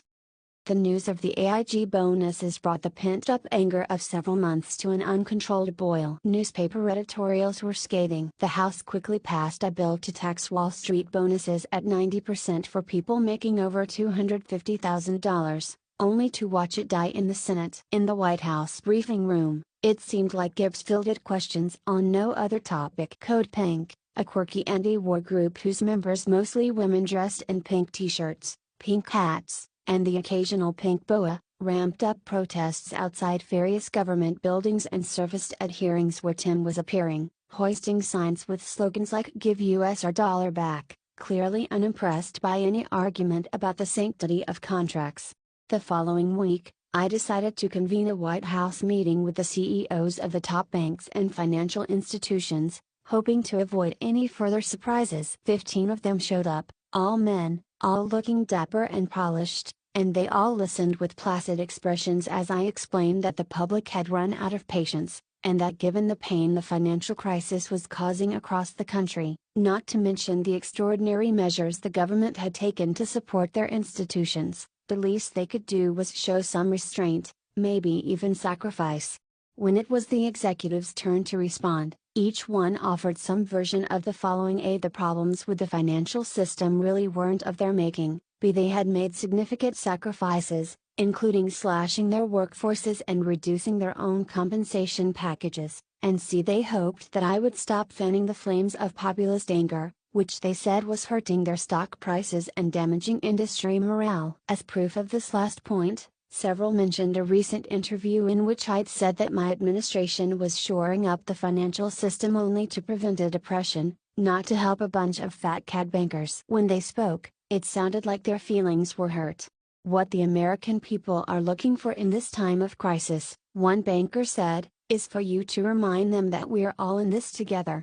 I was stunned. You think it's my rhetoric that's made the public angry? Taking a deep breath, I searched the faces of the men around the table and realized they were being sincere. Much like the traders in the Santelli video, these Wall Street executives genuinely felt picked on. It wasn't just a ploy. I tried then to put myself in their shoes, reminding myself that these were people who had no doubt worked hard to get where they were, who had played the game no differently than their peers and were long accustomed to adulation and deference for having come out on top. They gave large sums to various charities. They loved their families. They couldn't understand why, as one would later tell me, their children were now asking them whether they were fat cats, or why no one was impressed that they had reduced their annual compensation from $50 or $60 million to $2 million, or why the President of the United States wasn't treating them as true partners and accepting. Just to take one example, Jamie Dimon's offer to send over some of JP Morgan's top people to help the administration design our proposed regulatory reforms. I tried to understand their perspective, but I couldn't. Instead, I found myself thinking about my grandmother, how in my mind her Kansas Prairie character represented what a banker was supposed to be: honest, prudent, exacting, risk-averse. Someone who refused to cut corners, hated waste and extravagance, lived by the code of delayed gratification, and was perfectly content to be a little bit boring in how she did business. I wondered what Toot would make of the bankers who now sat with me in this room, the same kind of men who'd so often been promoted ahead of her, who in a month made more than she'd made in her entire career, at least in part because they were okay with placing billion-dollar bets with other people's money on what they knew, or should have known, was a pile of bad loans. Finally I let out something between a laugh and a snort. "Let me explain something, gentlemen," I said, careful not to raise my voice. People don't need my prompting to be angry. They've got that covered all on their own. The fact is, we're the only ones standing between you and the pitchforks. I can't say my words that day had much impact, other than reinforcing the view on Wall Street that I was anti-business. Ironically, the same meeting would later be cited by critics on the left as an example of how, in my general fecklessness and alleged chumminess with Wall Street, I had failed to hold the banks accountable during the crisis. Both takes were wrong, but this much was true: by committing to the stress test and the roughly 2-month wait for its preliminary results, I'd placed on hold whatever leverage I had over the banks. What was also true was that I felt constrained from making any rash moves while I still had so many fronts of the economic crisis to deal with, including the need to keep the U.S. auto industry from driving over a cliff. Just as the Wall Street implosion was a culmination of long-standing structural problems in the global financial system, what held the big three automakers: bad management, bad cars, foreign competition, underfunded pensions, soaring healthcare costs, an over-reliance on the sale of high-margin, gas-guzzling SUVs, had been decades in the making. The financial crisis and the deepening recession had only hastened the reckoning. By the autumn of 2008, auto sales had plunged 30% to their lowest level in more than a decade, and GM and Chrysler were running out of cash. While Ford was in slightly better shape mainly due to a fortuitous restructuring of its debt just before the crisis hit, analysts questioned whether it could survive the collapse of the other two, given the reliance of all three automakers on a common pool of parts suppliers across North America. Just before Christmas, Hank Paulson had used a creative reading of the TARP authorization to provide GM and Chrysler with more than $17 billion in bridge loans. But without the political capital to force a more permanent solution, the Bush administration had managed only to kick the can down the road until I took office. Now that the cash was about to run out, it was up to me to decide whether to put billions more into the automakers in order to keep them afloat. Even during the transition, it had been clear to everyone on my team that GM and Chrysler would have to go through some sort of court-structured bankruptcy. Without it, there was simply no way that they could cover the cash they were burning through each month, no matter how optimistic their sales projections. Moreover, bankruptcy alone wouldn't be enough to justify further government support. The automakers would also have to undergo a painstaking, top-to-bottom business reorganization and find a way to make cars that people wanted to buy. "I don't understand why Detroit can't make a damn Corolla," I muttered more than once to my staff. Both tasks were easier said than done. For one thing, GM's and Chrysler's top management made the Wall Street crowd look positively visionary. In an early discussion with our transition economic team, GM CEO Rick Wagoner's presentation was so slapdash and filled with happy talk, including projections for a 2% increase in sales every year, despite having seen declining sales for much of the decade preceding the crisis, that it rendered even Larry temporarily speechless. As for bankruptcy, the process for both GM and Chrysler would likely be similar to open heart surgery: complicated, bloody, fraught with risk. Just about every stakeholder — management, workers, suppliers, shareholders, pensioners, distributors, creditors, and the communities in which the manufacturing plants were located — stood to lose something in the short term, which would be cause for prolonged, bare-knuckle negotiations when it became unclear whether the two companies would even survive another month. We did have a few things going for us. Unlike the situation with the banks, forcing GM and Chrysler to reorganize wasn't likely to trigger widespread panic, which gave us more room to demand concessions in exchange for continued government support. It also helped that I had a strong personal relationship with the United Auto Workers, whose leaders recognized that major changes needed to be made in order for its members to hold on to their jobs. Most important, our White House Auto Task Force, led by Steve Radner and Ron Bloom and staffed by a brilliant 31-year-old policy specialist named Brian Deese, was turning out to be terrific, combining analytical rigor with an appreciation for the human dimensions of the million-plus jobs at stake. And getting this right, they had begun negotiations with the carmakers well before I was even sworn in, giving GM and Chrysler 60 days to come up with formal reorganization plans to demonstrate their viability. To make sure the companies didn't collapse during this period, they'd design a series of incremental but critical interventions, such as quietly guaranteeing both companies' receivables with suppliers so that they didn't run out of parts. In mid-March, the Auto Task Force came to the Oval Office to give me their assessment. Neither of the plans that GM and Chrysler had submitted, they said, passed muster. Both companies were still living in a fantasy world of unrealistic sales projections and vague strategies for getting costs under control. The team felt that with an aggressive structured bankruptcy, though, GM could get back on track, and recommended that we give the company 60 days to revise its reorganization plan, provided it agreed to replace both Rick Wagner and the existing board of directors.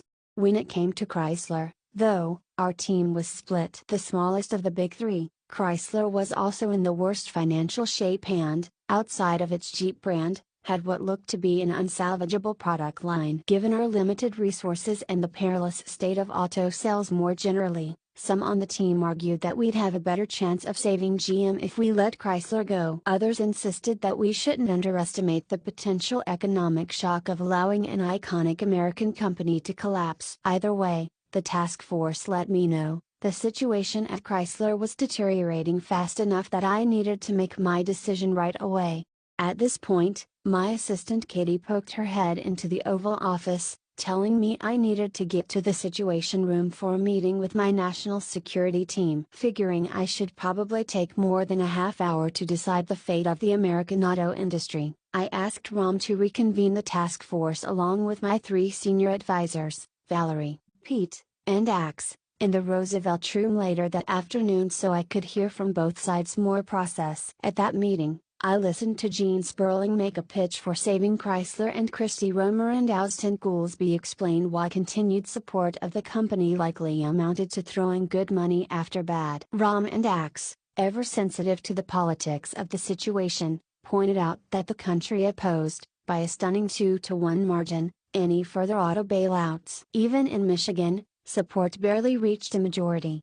Radner noted that Fiat had recently expressed an interest in buying a significant stake in Chrysler and that its CEO, Sergio Marchionne, had taken over that faltering company in 2004 and, impressively, made it profitable within a year and a half. The discussions with Fiat, however, were still tentative, and nobody could guarantee that any intervention would be enough to get Chrysler back on track. A 51-49 decision, Radner called it, with a strong likelihood that the odds of success would seem bleaker once the company went into bankruptcy and we had a better look under the hood.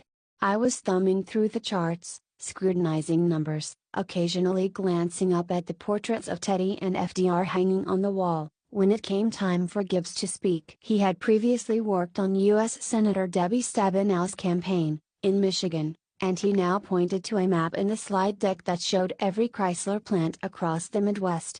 Mr. President, he said, I'm not an economist, and I don't know how to run a car company. But I do know we've spent the last 3 months trying to prevent a second Great Depression. And the thing is, in a lot of these towns that depression has already arrived. We cut Chrysler off now and we might as well be signing a death warrant for every spot you see on the map. Each one has thousands of workers counting on us. The kind of people you met on the campaign trail, losing their healthcare, their pensions, too old to start over. I don't know how you walk away from them. I don't think that's why you ran for president. I stared at the points on the map, more than 20 in all, spread across Michigan, Indiana, and Ohio, my mind wandering back to my earliest days as an organizer in Chicago, when I'd meet with laid-off steel workers in cold union halls or church basements to discuss their community concerns. I could remember their bodies heavy under winter coats, their hands chapped and calloused, their faces, white, black, brown, betraying the quiet desperation of men who'd lost their purpose. I hadn't been able to help them much then, their plants had already closed by the time I'd arrived, and people like me had no leverage over the distant executives who'd made those decisions. I'd entered politics with the notion that I might someday be able to offer something more meaningful to those workers and their families. And now here I was. I turned to Radner and Bloom and told them to get Chrysler on the phone. If, with our help, the company could negotiate a deal with Fiat, I said, and deliver a realistic, hard-headed business plan to emerge from a structured bankruptcy within a reasonable time frame, we owed those workers and their communities a chance. It was getting close to dinner time and I still had several calls to make in the Oval. I was about to adjourn the meeting when I noticed Brian Deese tentatively raising his hand. The youngest member of the task force, he'd barely spoken during the discussion, but unbeknownst to me, he'd actually been the one to prepare the map and brief Gibbs on the human costs involved in letting Chrysler go under. Years later, he'd tell me that he felt the arguments would carry more weight coming from a senior staff member. Having seen his side prevail and feeling swept up in the moment, though, Deese started pointing out all the potential upsides of the decision I'd just made, including that a Chrysler Fiat tandem could end up being the first US-based operation to produce cars capable of getting 40 miles to the gallon. Except in his nervousness, he said the first US-produced cars that can go 40 miles an hour. The room was quiet for a moment, then broke into laughter. Realizing his mistake, Deese's face, cherubic beneath his mustache and beard, turned bright red. I smiled and rose from my chair.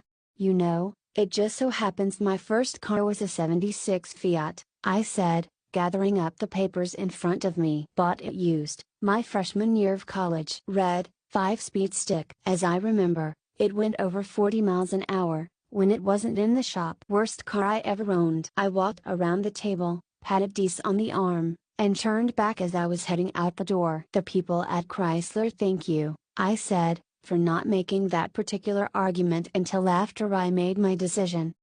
It's often said that a president gets too much credit when the economy is doing well, and too much blame when it slumps. In normal times, that's true. All kinds of factors, from a decision by the Fed over which a president by law has no authority to raise or lower interest rates, to the vicissitudes of the business cycle, to bad weather delaying construction projects or a sudden spike in commodity prices brought on by some conflict on the other side of the world, are likely to have a bigger impact on the day-to-day economy than anything the president does. Even major White House initiatives, like a big tax cut or a regulatory overhaul, don't tend to produce any sort of measurable influence on GDP growth or unemployment rates for months or even years.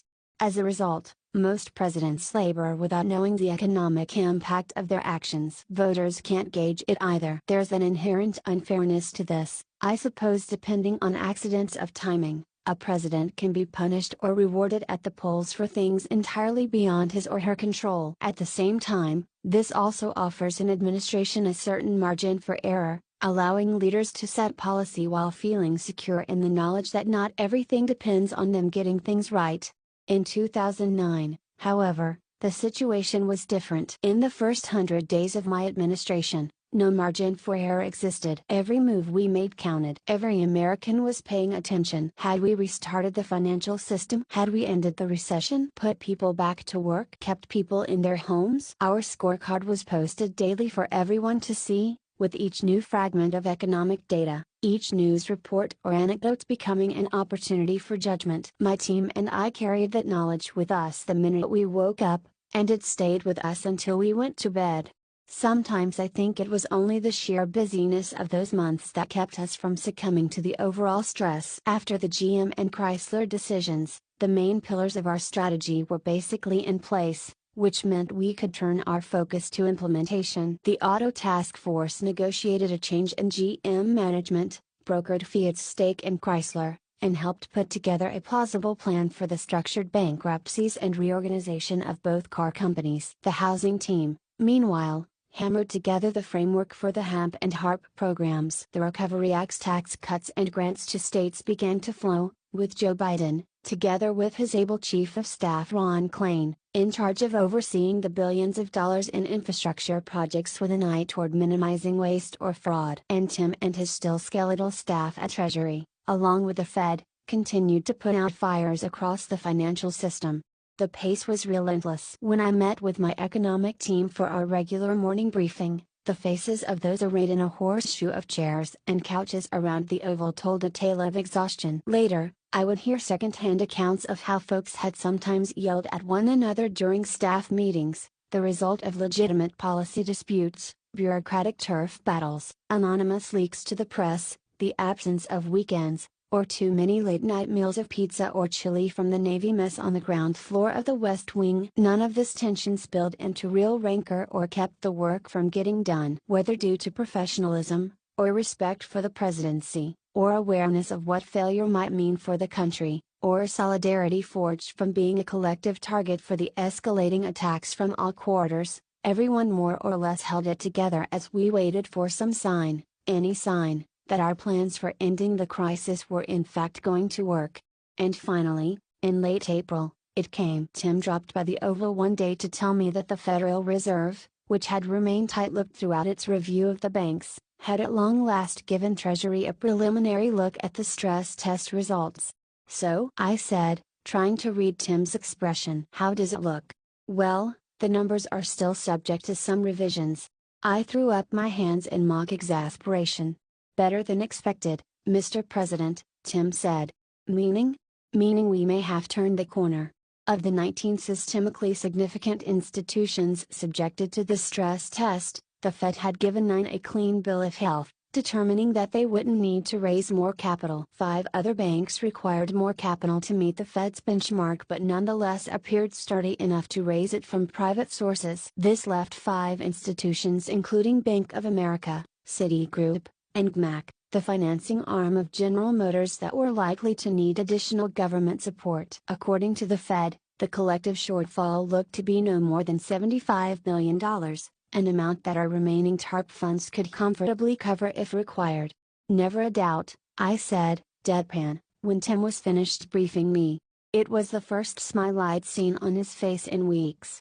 If Tim felt vindicated by the results of the stress test, he didn't let it show. He did admit several years later that hearing Larry Summers utter the words "you were right" was pretty satisfying. As it was, we kept the early information within our tight circle. The last thing we needed was premature celebration. But when the Fed released its final report 2 weeks later, its conclusions hadn't changed, and despite some continued skepticism from political commentators, the audience that mattered, the financial markets, found the audit rigorous and credible, inspiring a new rush of confidence. Investors began pumping cash back into financial institutions almost as fast as they pulled it out. Corporations found they could borrow again to finance their day-to-day operations. Just as fear had compounded the very real losses the banks had suffered from the subprime lending binge, the stress test, along with massive assurances from the U.S. government, had jolted markets back into rational territory. By June, the 10 troubled financial institutions had raised over $66 billion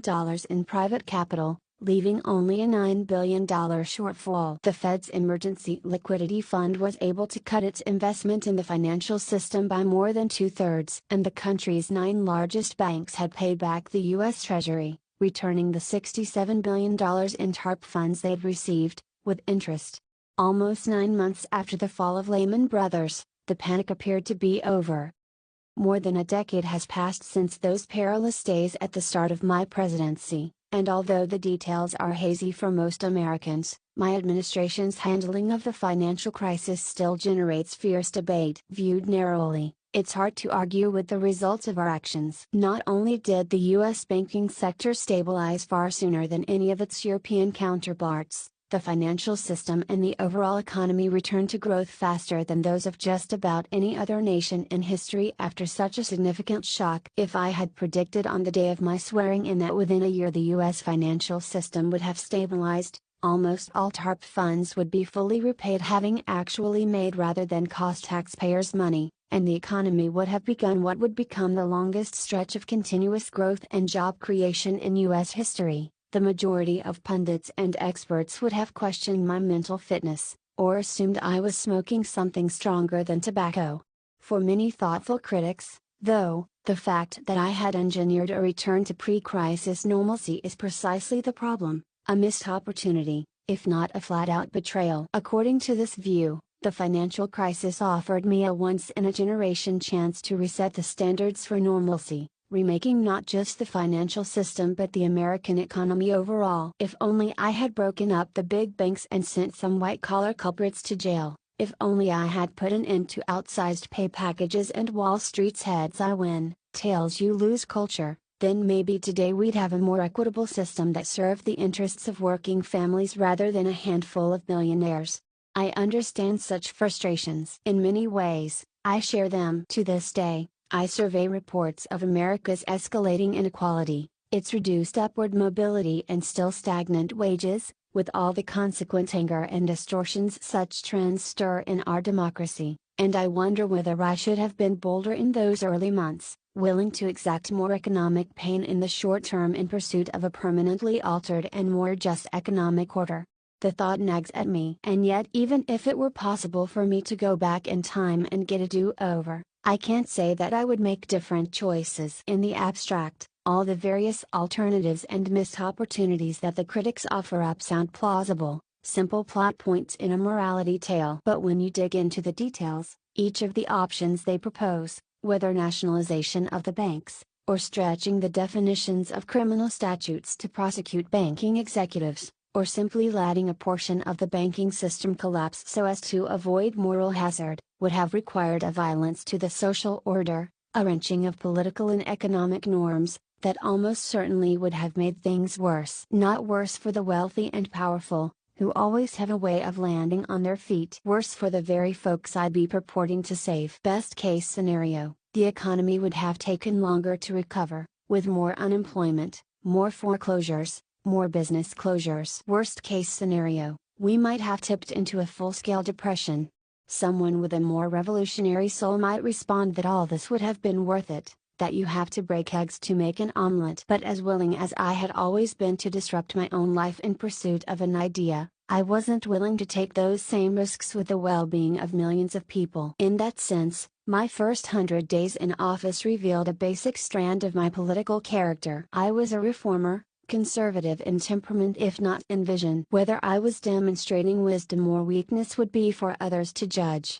And anyway, such ruminations came later. In the summer of 2009, the race had only just started. Once the economy was stabilized, I knew I'd have more time to push through the structural changes, in taxes, education, energy, healthcare, labor law, and immigration, that I had campaigned on. Changes that would make the system fundamentally more fair and expand opportunity for ordinary Americans. Already, Tim and his team were preparing options for a comprehensive Wall Street reform package that I would later present to Congress.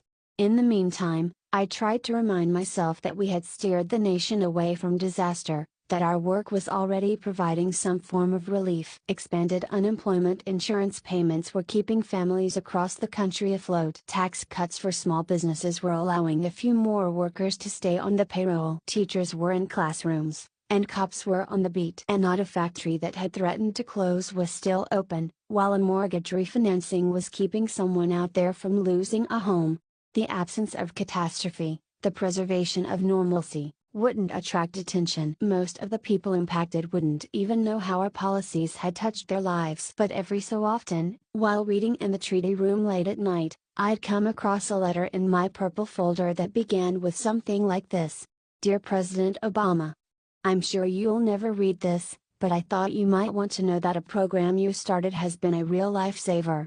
I'd set down the letter after reading it and pull out a note card to write the person a brief response. I imagined them getting the official envelope from the White House and opening it up with a look of puzzlement, then a smile. They'd show it to their family, maybe even take it to work. Eventually the letter would fall into a drawer somewhere, forgotten under the accumulation of the new joys and pains that make up a life. That was okay. I couldn't expect people to understand how much their voices actually meant to me, how they had sustained my spirit and beat back whispering doubts on those late, solitary nights. Chapter 13. Before I was inaugurated, Dennis McDonough, my senior campaign foreign policy staffer and soon-to-be head of strategic communications for the National Security Council, insisted that I carve out 30 minutes for what he considered a top-tier priority. We need to make sure you can deliver a proper salute. Dennis himself had never served in the military, although there was an order to his movements, a deliberateness and focus, that made some people assume he had. Tall and angular, with a jutting jaw, deep-set eyes, and graying hair that made him appear older than his 39 years, he'd grown up in the small town of Stillwater, Minnesota, one of 11 children in a working-class Irish Catholic family. After graduating from college, he'd traveled through Latin America and taught high school in Belize, gone back to get his master's degree in international affairs, and worked for Tom Daschle, then the Democratic leader in the Senate. In 2007, We'd recruited Dennis to serve as a foreign policy staffer in my Senate office, and over the course of the campaign Dennis had assumed more and more responsibility, helping me prepare for debates, putting together briefing books, organizing every aspect of my pre-convention foreign tour, and endlessly jousting with the traveling press corps. Even in a team full of Type A personalities, Dennis stood out. He sweated the details, volunteered for the most difficult, thankless tasks, and could not be outworked during the Iowa campaign. He spent what little spare time he had canvassing door to door, famously shoveling snow for folks after a particularly bad storm, hoping to win their commitment to caucus for me. The same disregard for his own physical well-being that had helped him make his college football team as an undersized strong safety could lead to problems. In the White House, I once had to order him to go home after learning that he'd worked 12 straight hours with a bout of the flu. I came to suspect a religious aspect to this intensity, and though an iconoclastic streak as well as an adoration of his wife, Carrie led him to steer clear of the collar. He approached his work both as a form of service and as self-abnegation. Now, as part of his good works here on earth, Dennis had taken it upon himself to get me ready for my first day as Commander-in-Chief. On the eve of my inauguration, he invited 2 military guys, including Matt Flavin, a young Navy veteran who would serve as my White House Veterans Affairs staffer, to the transition office to put me through my paces. They started by showing me a bunch of photos of previous presidential salutes that did not make the grade: weak wrists, curled fingers, George W. Bush trying to salute while carrying his dog under his arm. They then evaluated my own form, which was apparently not stellar. "Elbow a little farther out, sir," said one. "Fingers tighter, sir," said the other. "The tips should be right at your eyebrow." After 20 minutes or so, though, my tutors seemed satisfied. Once they'd left, I turned to Dennis. "Anything else you're nervous about?" I teased. Dennis shook his head unconvincingly. "Not nervous, Mr. President-elect. Just want us to be prepared." "For what?" Dennis smiled. "For everything. It is a truism that a president's single most important job is to keep the American people safe. Depending on your political predispositions and electoral mandate, you may have a burning desire to fix public education or restore prayer in schools, raise the minimum wage or break the power of public sector unions. But whether Republican or Democrat, the one thing every president must obsess over, the source of chronic, unrelenting tension that burrows deep inside you from the moment you're elected, is the awareness that everybody is depending on you to protect them. How you approach the task depends on how you define the threats that the country faces. What do we fear most? Is it the possibility of a Russian nuclear attack, or that a bureaucratic miscalculation or glitch in the software launches one of our warheads by mistake? Is it some fanatic blowing himself up on a subway, or the government, under the guise of protecting you from fanatics, tapping into your email account? Is it a gas shortage caused by disruptions to foreign oil supplies, or the oceans rising and the planet frying? Is it an immigrant family sneaking across a river in search of a better life, or a pandemic disease, incubated by poverty and a lack of public services in a poor country overseas, drifting invisibly into our homes? For most of the 20th century, for most Americans, the what and why of our national defense seemed pretty straightforward. We lived with the possibility of being attacked by another great power, or being drawn into a conflict between great powers, or having America's vital interests, as defined by the wise men in Washington, threatened by some foreign actor. After World War II, there were the Soviets and the Communist Chinese and their real or perceived proxies, ostensibly intent on world domination and threatening our way of life. And then came terrorist attacks emanating from the Middle East, at first on the periphery of our vision, scary but manageable, until just months into a brand new century, the sight of the Twin Towers crumbling to dust made our worst fears manifest. I grew up with many of these fears imprinted on me. In Hawaii, I knew families who'd lost loved ones at Pearl Harbor. My grandfather, his brother, and my grandmother's brother had all fought in World War II. I was raised believing that nuclear war was a very real possibility. In grade school, I watched coverage of Olympic athletes being slaughtered by masked men in Munich. In college, I listened to TED Koppel marking the number of days Americans were being held hostage in Iran. Too young to have known the anguish of Vietnam firsthand, I had witnessed only the honor and restraint of our service members during the Gulf War, and like most Americans I viewed our military operations in Afghanistan after 9/11 as both necessary and just.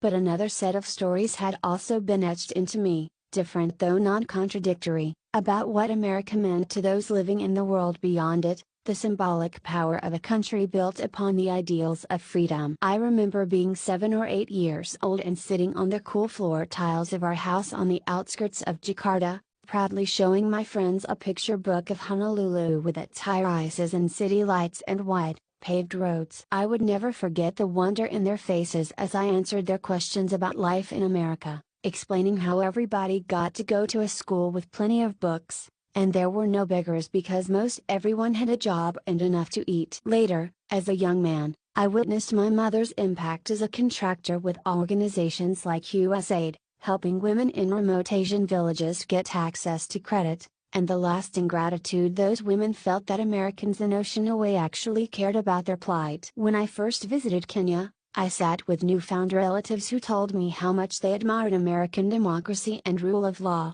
a contrast, they said, to the tribalism and corruption that plagued their country. Such moments taught me to see my country through the eyes of others. I was reminded of how lucky I was to be an American, to take none of those blessings for granted. I saw firsthand the power example exerted on the hearts and minds of people around the world. But with that came a corollary lesson in awareness of what we risked when our actions failed to live up to our image and our ideals, the anger and resentment this could breed, the damage that was done. When I heard Indonesians talk about the hundreds of thousands slaughtered in a coup, widely believed to have CIA backing, that had brought a military dictatorship to power in 1967, or listened to Latin American environmental activists detailing how U.S. companies were befouling their countryside, or commiserated with Indian American or Pakistani American friends as they chronicled the countless times that they'd been pulled aside for random searches at airports since 9/11, I felt America's defenses weakening, saw chinks in the armor that I was sure over time made our country less safe. That dual vision, as much as my skin color, distinguished me from previous presidents. For my supporters, it was a defining foreign policy strength, enabling me to amplify America's influence around the world and anticipate problems that might arise from ill-considered policies. For my detractors, it was evidence of weakness, raising the possibility that I might hesitate to advance American interests because of a lack of conviction, or even divided loyalties. For some of my fellow citizens, it was far worse than that. Having the son of a black African with a Muslim name and socialist ideas ensconced in the White House with the full force of the U.S. government under his command was precisely the thing they wanted to be defended against. As for the senior ranks of my national security team, they all considered themselves internationalists to one degree or another. They believed that American leadership was necessary to keep the world moving in a better direction, and that our influence came in many forms. Even the more liberal members of my team, like Dennis, had no qualms about the use of hard power to go after terrorists and were scornful of leftist critics who made a living blaming the United States for every problem around the globe. Meanwhile, the most hawkish members of my team understood the importance of public diplomacy and considered the exercise of so-called soft power, like foreign aid and student exchange programs, to be essential ingredients in an effective U.S. foreign policy. The question was one of emphasis. How much concern do we have for the people beyond our borders, and how much should we simply worry about our own citizens? How much was our fate actually tied to the fate of people abroad? To what extent should America bind itself to multilateral institutions like the United Nations, and to what extent should we go it alone in pursuit of our own interests? Should we align ourselves with authoritarian governments that help keep a lid on possible chaos, or was the smarter long-term play to champion the forces of democratic reform? How members of my administration lined up on these issues wasn't always predictable. But in our internal debates, I could detect a certain generational divide. With the exception of Susan Rice, my youthful UN ambassador, all of my national security principals, Secretaries Gates and Clinton, CIA Director Leon Panetta, members of the Joint Chiefs of Staff, as well as my National Security Advisor, Jim Jones, and my Director of National Intelligence, Denny Blair, had come of age during the height of the Cold War and had spent decades as part of Washington's national security establishment, a dense, interlocking network of current and former White House policymakers, congressional staffers, academics, heads of think tanks, Pentagon brass, newspaper columnists, military contractors, and lobbyists. For them, a responsible foreign policy meant continuity, predictability, and an unwillingness to stray too far from conventional wisdom. It was this impulse that had led most of them to support the U.S. invasion of Iraq, and if the resulting disaster had forced them to reconsider that particular decision, they were still not inclined to ask whether the bipartisan rush into Iraq indicated the need for a fundamental overhaul of America's national security framework. The younger members of my national security team, including most of the NSC staff, had different ideas. No less patriotic than their bosses, seared by both the horrors of 9/11 and the images of Iraqi prisoners abused by U.S. military personnel at Abu Ghraib, many of them had gravitated to my campaign precisely because I was willing to challenge the assumptions of what we often refer to as the Washington playbook, whether it was on Middle East policy, our posture on Cuba, our unwillingness to engage adversaries diplomatically, the importance of restoring legal guardrails in the fight against terror, or the elevation of human rights, international development, and climate change from acts of altruism to central aspects of our national security. None of these younger staffers were firebrands, and they respected the institutional knowledge of those with deep foreign policy experience. But they made no apologies for wanting to break from some of the constraints of the past in pursuit of something better. At times, friction between the new and the old guard inside my foreign policy team would spill into the open. When it did, the media tended to attribute it to a youthful impertinence among my staff and a lack of basic understanding about how Washington worked. That wasn't the case. In fact, it was precisely because staffers like Dennis did know how Washington worked, because they'd witnessed how the foreign policy bureaucracy could slow walk, misinterpret, bury, badly execute, or otherwise resist new directions from a president, that they would often end up butting heads with the Pentagon, State Department, and CIA. And in that sense, the tensions that emerged within our foreign policy team were a product of my own design, a way for me to work through the tensions in my own head. I imagined myself on the bridge of an aircraft carrier, certain that America needed to steer a new course but entirely dependent on a more seasoned and sometimes skeptical crew to execute that change, mindful that there were limits to what the vessel could do and that too sharp a turn could lead to disaster. With the stakes as high as they were, I was coming to realize that leadership, particularly in the national security arena, was about more than executing well-reasoned policy. Awareness of custom and ritual mattered. Symbols and protocol mattered. Body language mattered. I worked on my salute. At the start of each day of my presidency, I would find a leather binder waiting for me at the breakfast table. Michelle called it the Death, Destruction, and Horrible Things book, though officially it was known as the President's Daily Brief, or PDB. Top secret, usually about 10 to 15 pages in length, and prepared overnight by the CIA in concert with the other intelligence agencies. The PDB was intended to provide the President a summary of world events and intelligence analysis, particularly anything that was likely to affect America's national security. On a given day, I might read about terrorist cells in Somalia or unrest in Iraq or the fact that the Chinese or Russians were developing new weapons systems. Nearly always, there was mention of potential terrorist plots, no matter how vague, thinly sourced, or unactionable. A form of due diligence on the part of the intelligence community, meant to avoid the kind of second guessing that had transpired after 9/11. Much of the time, what I read in the PDB required no immediate response. The goal was to have a continuously up-to-date sense of all that was roiling in the world, the large, small, and sometimes barely perceptible shifts that threatened to upset whatever equilibrium we were trying to maintain. After reading the PDB, I'd head down to the Oval for a live version of the briefing with members of the NSC and National Intelligence staffs, where we'd go over any items considered urgent. The men running those briefings, Jim Jones and Denny Blair, were former four-star officers I'd first met while serving in the Senate. Jones had been Supreme Allied Commander for Europe, while Blair had recently retired from his role as Navy Admiral in charge of Pacific Command. They looked the part, tall and fit, with close-cropped graying hair and ramrod straight bearings, and although I had originally consulted with them on military matters, both prided themselves on having an expansive view of what constituted national security priorities. Jones, for example, cared deeply about Africa and the Middle East, and following his military retirement he had been involved in security efforts in the West Bank and Gaza. Blair had written extensively on the role of economic and cultural diplomacy in managing a rising China. As a result,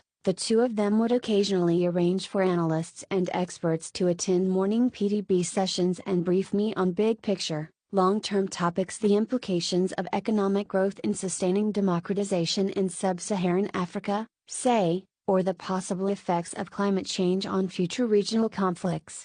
More often, though, our morning discussions focused on current or potential mayhem, coups, nuclear weapons, violent protests, border conflicts, and, most of all, war. The war in Afghanistan, soon to be the longest in American history. The war in Iraq, where nearly 150,000 American troops were still deployed.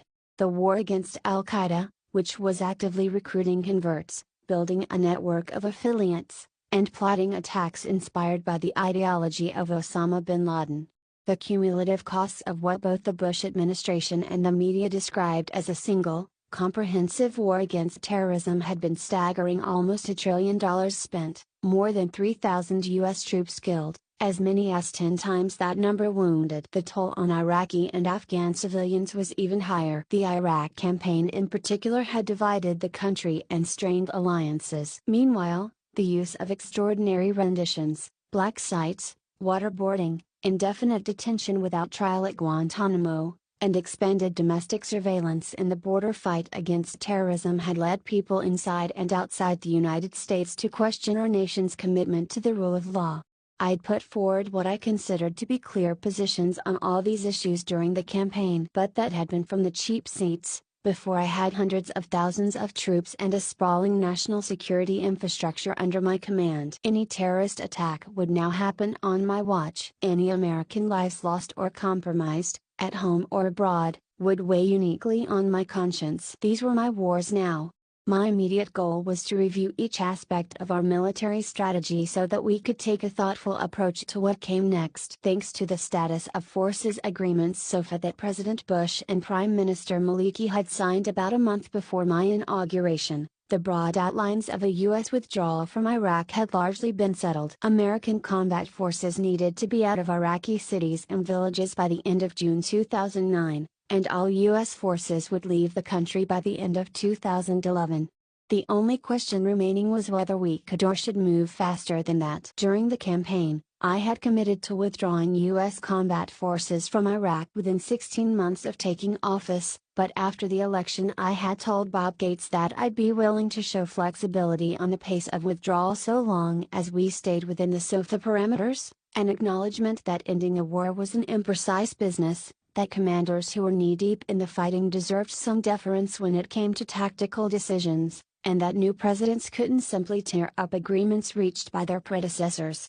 In February, Gates and our newly installed commander in Iraq, General Ray Diarno, presented me with a plan that withdrew U.S. combat forces from the country in 19 months. 3 months later than I had proposed during the campaign, but 4 months sooner than what military commanders were asking for. The plan also called for maintaining a residual force of 50 to 55,000 non-combat U.S. personnel, which would remain in the country till the end of 2011, to train and assist the Iraqi military. Some in the White House questioned the necessity of the extra 3 months and the large residual force, reminding me that both congressional Democrats and the American people strongly favored an accelerated exit, not a delay.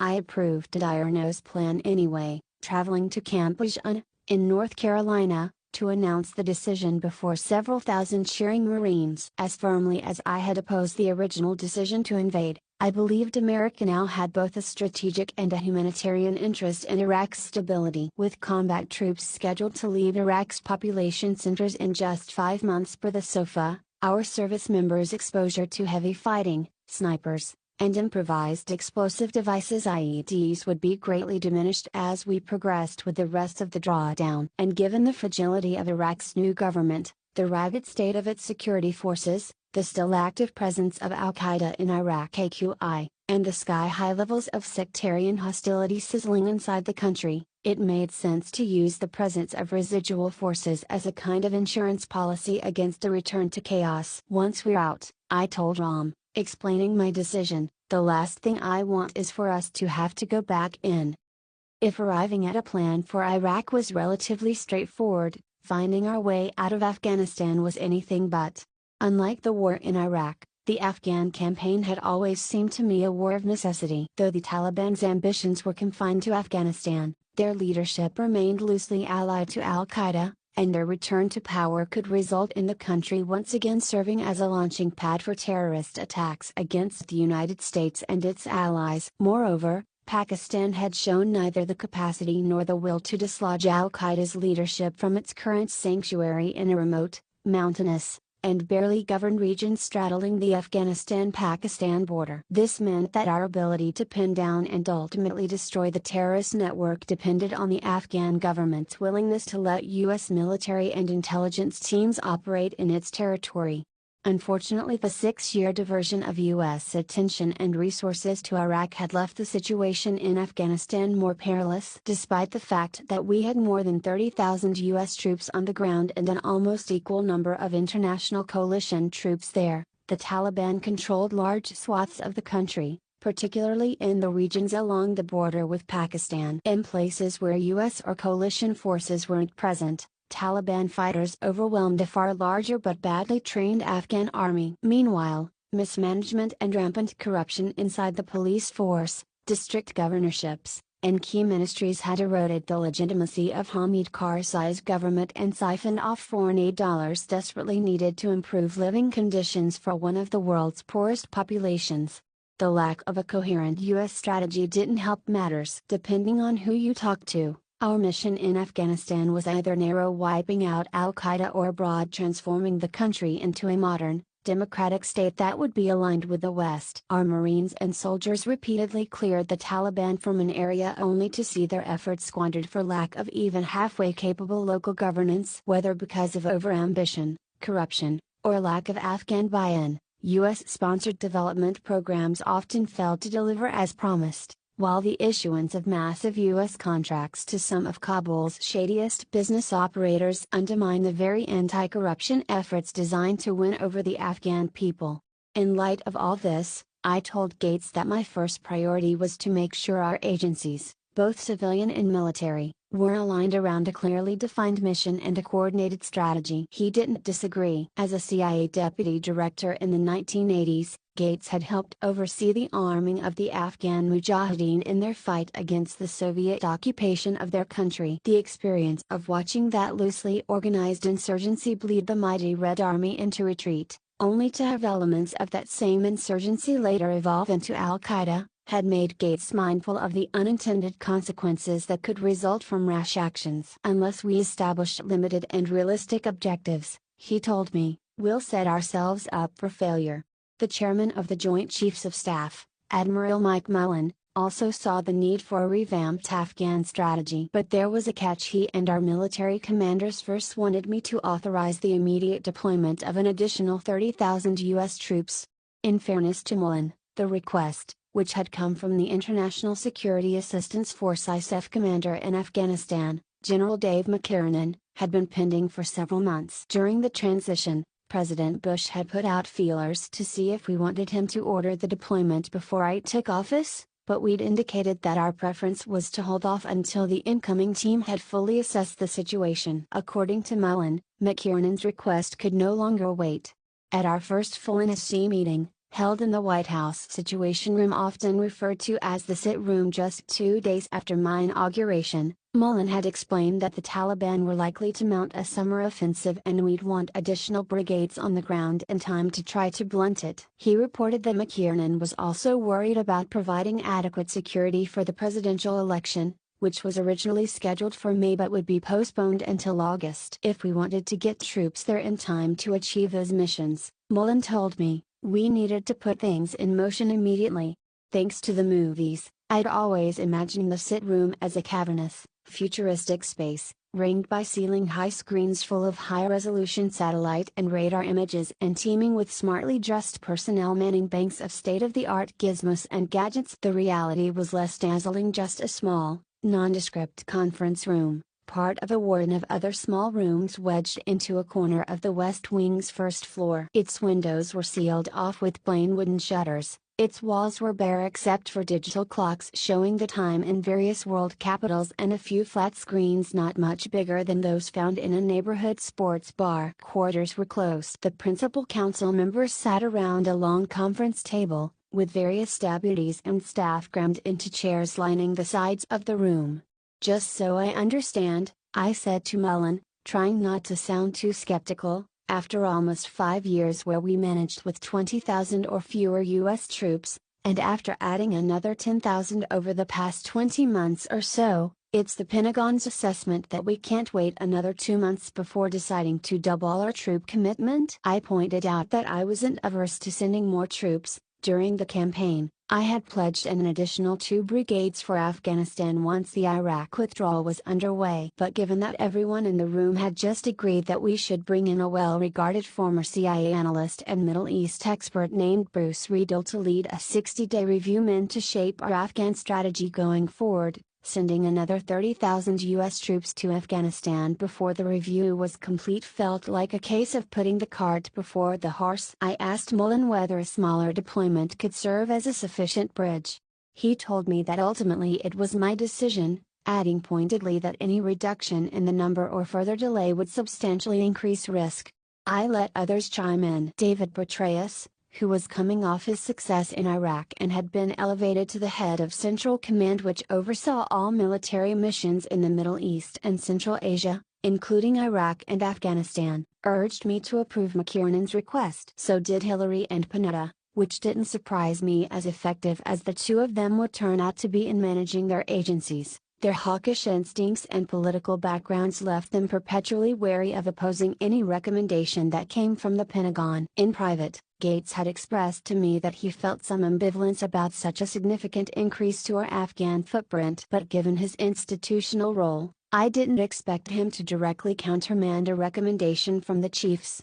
Among the principals, only Joe Biden voiced his misgivings. He had traveled to Kabul on my behalf during the transition, and what he saw and heard on the trip, particularly during a contentious meeting with Karzai, had convinced him that we needed to rethink our entire approach to Afghanistan. I knew Joe also still felt burned by having supported the Iraq invasion years earlier. Whatever the mix of reasons, he saw Afghanistan as a dangerous quagmire and urged me to delay a deployment, suggesting it would be easier to put troops in once we had a clear strategy as opposed to trying to pull troops out after we'd made a mess with a bad one.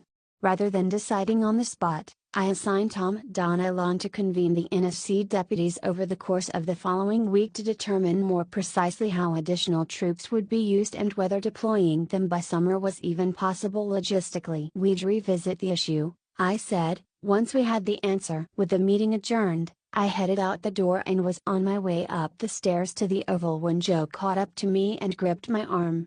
"Listen to me, boss," he said. "Maybe I've been around this town for too long, but one thing I know is when these generals are trying to box in a new president." He brought his face a few inches from mine and stage whispered, "Don't let them jam you." In later accounts of our Afghanistan deliberations, Gates and others would peg Biden as one of the ringleaders who poisoned relations between the White House and the Pentagon. The truth was that I considered Joe to be doing me a service by asking tough questions about the military's plans. Having at least one contrarian in the room made us all think harder about the issues, and I noticed that everyone was a bit freer with their opinions when that contrarian wasn't me.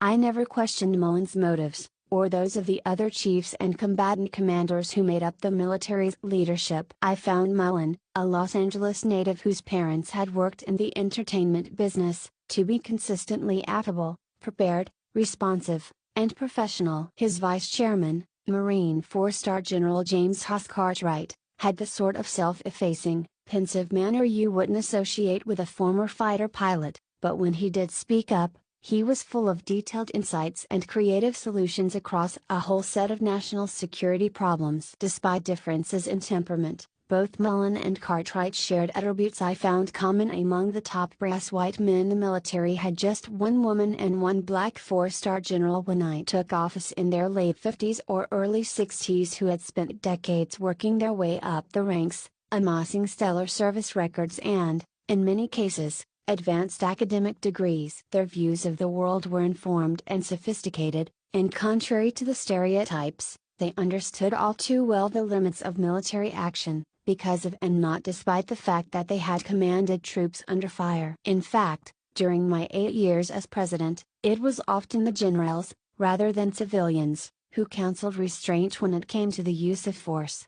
Still, men like Mullen were creatures of the system to which they'd devoted their entire adult lives, a U.S. military that prided itself on accomplishing a mission once started, without regard to cost, duration, or whether the mission was the right one to begin with. In Iraq, that had meant an escalating need for more of everything: more troops, more bases, more private contractors, more aircraft, and more intelligence, surveillance, and reconnaissance. ISR. More had not produced victory, but it had at least avoided humiliating defeat and had salvaged the country from total collapse. Now, with Afghanistan looking like it, too, was sliding into a sinkhole, it was perhaps natural that the military leadership wanted more there as well. And because until recently they'd been working with a president who had rarely questioned their plans or denied their requests, it was probably inevitable that the debate over how much more would become a recurring source of strife between the Pentagon and my White House. In mid-February, Don Alon reported that the deputies had scrubbed General McKiernan's request and concluded that no more than 17,000 troops, along with 4,000 military trainers, could be deployed in time to have a meaningful impact on the summer fighting season or Afghan election security. Although we were still a month away from completing our formal review, all the principals except Biden recommended that we deploy that number of troops immediately. I gave the order on February 17, the same day I signed the Recovery Act, having determined that even the most conservative strategy we might come up with would need the additional manpower, and knowing that we still had 10,000 troops in reserve if circumstances required their deployment as well. A month later, Riedel and his team completed their report. Their assessment offered no surprises, but it did help articulate our principal goal: to disrupt, dismantle, and defeat al-Qaeda in Pakistan and Afghanistan and to prevent their return to either country in the future.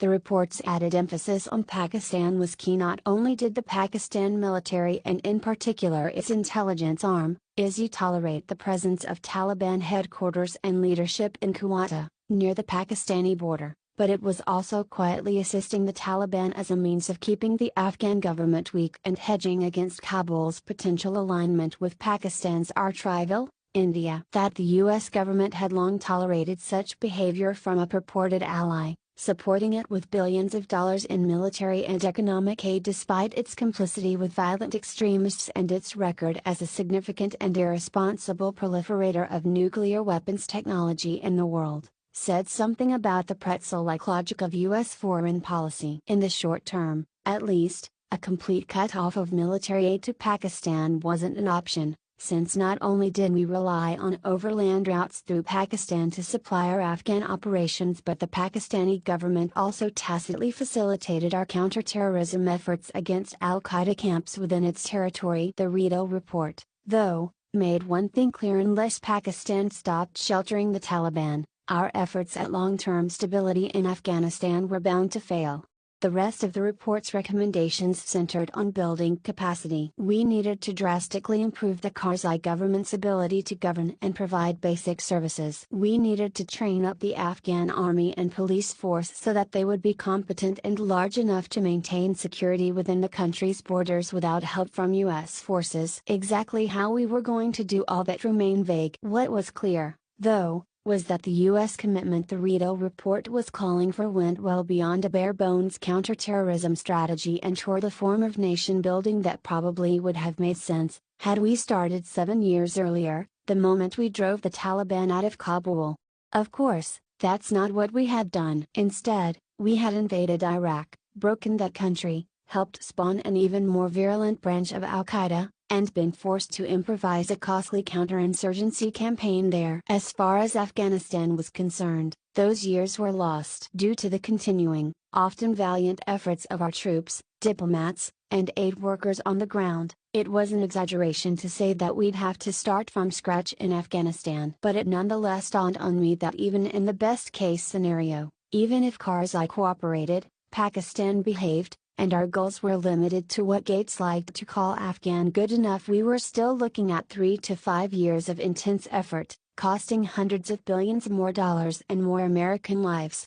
I didn't like the deal. But in what was becoming a pattern, the alternatives were worse. The stakes involved, the risks of a possible collapse of the Afghan government or the Taliban gaining footholds in major cities, were simply too high for us not to act. On March 27, just 4 weeks after announcing the Iraqi withdrawal plan, I appeared on television with my national security team behind me and laid out our AFPAC strategy based largely on the Rito recommendations. I knew how the announcement would land. A number of commentators would quickly seize on the irony that having run for the presidency as an anti-war candidate, I had so far sent more troops into combat than I had brought home. Along with the troop increase, there was one other change in our Afghan posture that Gates asked me to make, one that frankly took me by surprise in April. During one of our Oval Office meetings, he recommended that we replace our existing commander in Afghanistan, General McKiernan, with Lieutenant General Stanley McChrystal, the former commander of Joint Special Operations Command JSOC and current director of the Joint Chiefs.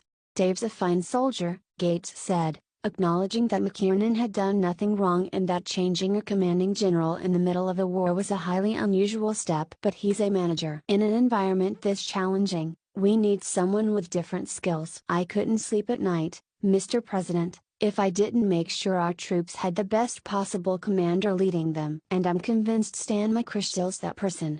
It was easy to see why Gates thought so highly of McChrystal. Within the U.S. military, members of Special Ops were considered a breed apart, an elite warrior class that carried out the most difficult missions under the most dangerous circumstances, the guys in the movies rappelling from helicopters into enemy territory or making amphibious landings under cover of darkness. And within that exalted circle, no one was more admired or elicited more loyalty than McChrystal. A West Point graduate, he'd consistently excelled over the course of a 33-year career. As JSOC commander, he'd helped transform Special Ops into a central element in America's defense strategy, personally overseeing dozens of counterterrorism operations that had dismantled much of AQI and killed its founder, Abu Musab al-Zarqawi. Rumor had it that at 54, he still trained with Rangers half his age, and from the looks of him when he stopped by the Oval with Gates for a courtesy visit, I believed it. The man was all muscle,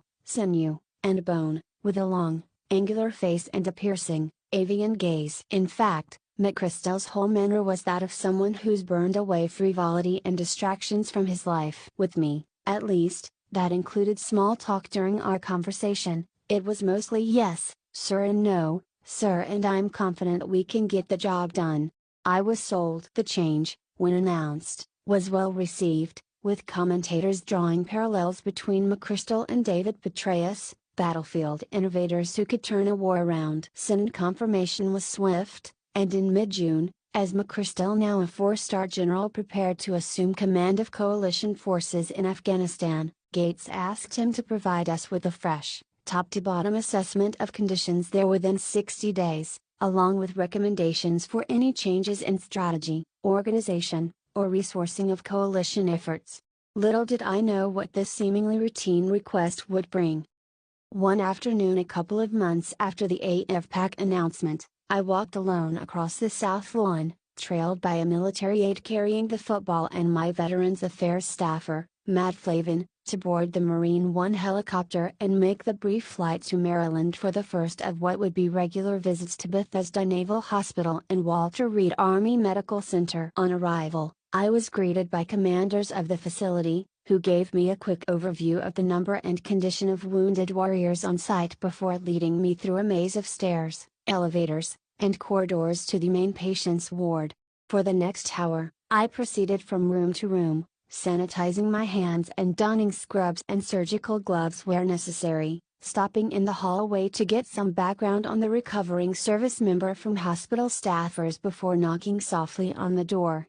Though patients at the hospitals came from every branch of the military, Many who were there during my first few years in office were members of the U.S. Army and Marine Corps that patrolled the insurgent-dominated areas of Iraq and Afghanistan and had been injured by gunfire or IEDs. Almost all were male and working-class whites from small rural towns or fading manufacturing hubs, blacks and Hispanics from cities like Houston or Trenton, Asian Americans and Pacific Islanders from California. Usually they had family members sitting with them, mostly parents, grandparents, and siblings, though if the service member was older, there would be a wife and kids too, toddlers squirming in laps, 5-year-olds with toy cars, teenagers playing video games. As soon as I entered the room, everyone would shift around, smiling shyly, appearing not quite sure what to do. For me, this was one of the vagaries of the job. The fact that my presence reliably caused a disruption and a bout of nervousness among those I was meeting. I tried always to lighten the mood, doing what I could to put people at ease. Unless fully incapacitated, the service members would usually raise their bed upright, sometimes pulling themselves to a seated position by reaching for the sturdy metal handle on the bedpost. Several insisted on hopping out of bed, often balancing on their good leg to salute and shake my hand. I'd ask them about their hometown and how long they'd been in the service. I'd ask them how they got their injury and how soon they might be starting rehab or be getting fitted for a prosthetic. We often talked sports, and some would ask me to sign a unit flag hung on the wall, and I'd give each service member a commemorative challenge coin. Then we'd all position ourselves around the bed as Pete Souza took pictures with his camera and with their phones, and Matt would give out business cards so they could call him personally at the White House if they needed anything at all. How those men inspired me. Their courage and determination, their insistence that they'd be back at it in no time, their general lack of fuss. It made so much of what passes for patriotism, the gaudy rituals at football games, the desultory flag waving at parades, the blather of politicians, seem empty and trite. The patients I met had nothing but praise for the hospital teams responsible for their treatment, the doctors, nurses, and orderlies, most of them service members themselves but some of them civilians, a surprising number of them foreign-born, originally from places like Nigeria, El Salvador, or the Philippines. Indeed, it was heartening to see how well these wounded warriors were cared for, beginning with the seamless, fast-moving chain that allowed a Marine injured in a dusty Afghan village to be moved to the closest base, stabilized, then transported to Germany and onward to Bethesda or Walter Reed for state-of-the-art surgery, all in a matter of days. Because of that system, a melding of advanced technology, logistical precision, and highly trained and dedicated people, the kind of thing that the U.S. military does better than any other organization on Earth. Many soldiers who would have died from similar wounds during the Vietnam era were now able to sit with me at their bedside, debating the merits of the Bears versus the Packers. Still, no level of precision or care could erase the brutal, life-changing nature of the injuries these men had suffered. Those who had lost a single leg, especially if the amputation was below the knee, often described themselves as being lucky. Double or even triple amputees were not uncommon, nor were severe cranial trauma, spinal injuries, disfiguring facial wounds, or the loss of eyesight, hearing, or any number of basic bodily functions. The service members I met were adamant that they had no regrets about sacrificing so much for their country and were understandably offended by anyone who viewed them with even a modicum of pity. Taking their cues from their wounded sons, the parents I met were careful to express only the certainty of their child's recovery, along with their deep wells of pride. And yet each time I entered a room, each time I shook a hand, I could not ignore how incredibly young most of these service members were, many of them barely out of high school. I couldn't help but notice the rims of anguish around the eyes of the parents, who themselves were often younger than me. I wouldn't forget the barely suppressed anger in the voice of a father I met at one point, as he explained that his handsome son, who lay before us likely paralyzed for life, was celebrating his 21st birthday that day. Or the vacant expression on the face of a young mother who sat with a baby cheerfully gurgling in her arms, pondering a life with a husband who was probably going to survive but would no longer be capable of conscious thought. Later, toward the end of my presidency, the New York Times would run an article about my visits to the military hospitals. In it, a national security official from a previous administration opined that the practice, no matter how well intentioned, was not something a commander-in-chief should do, that visits with the wounded inevitably clouded a president's capacity to make clear-eyed, strategic decisions. I was tempted to call that man and explain that I was never more clear-eyed than on the flights back from Walter Reed and Bethesda. Clear about the true costs of war, and who bore those costs. Clear about war's folly, the sorry tales we humans collectively store in our heads and pass on from generation to generation, abstractions that fan hate and justify cruelty and force even the righteous among us to participate in carnage. Clear that by virtue of my office, I could not avoid responsibility for lives lost or shattered, even if I somehow justified my decisions by what I perceived to be some larger good.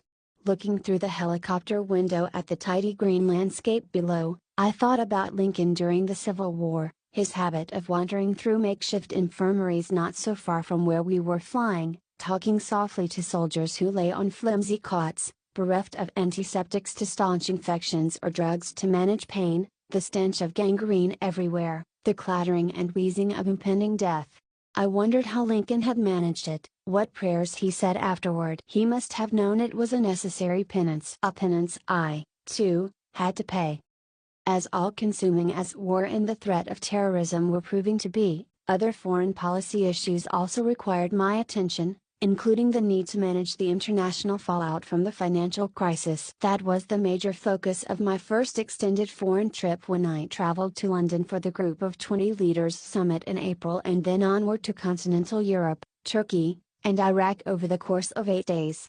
Before 2008, the G20 had been nothing more than a yearly meeting of finance ministers and central bank governors representing the world's 20 largest economies to exchange information and tend to the routine details of globalization. U.S. presidents reserved their attendance for the more exclusive G8, an annual gathering for leaders of the world's 7 largest economies: the United States, Japan, Germany, the United Kingdom, France, Italy, and Canada, plus Russia, which, for geopolitical reasons, Bill Clinton and British Prime Minister Tony Blair had pushed to include in 1997. This changed when, after Lehman's collapse, President Bush and Hank Paulson wisely invited the leaders of all G20 countries to an emergency meeting in Washington, a recognition that in today's interconnected world, a major financial crisis required the broadest possible coordination.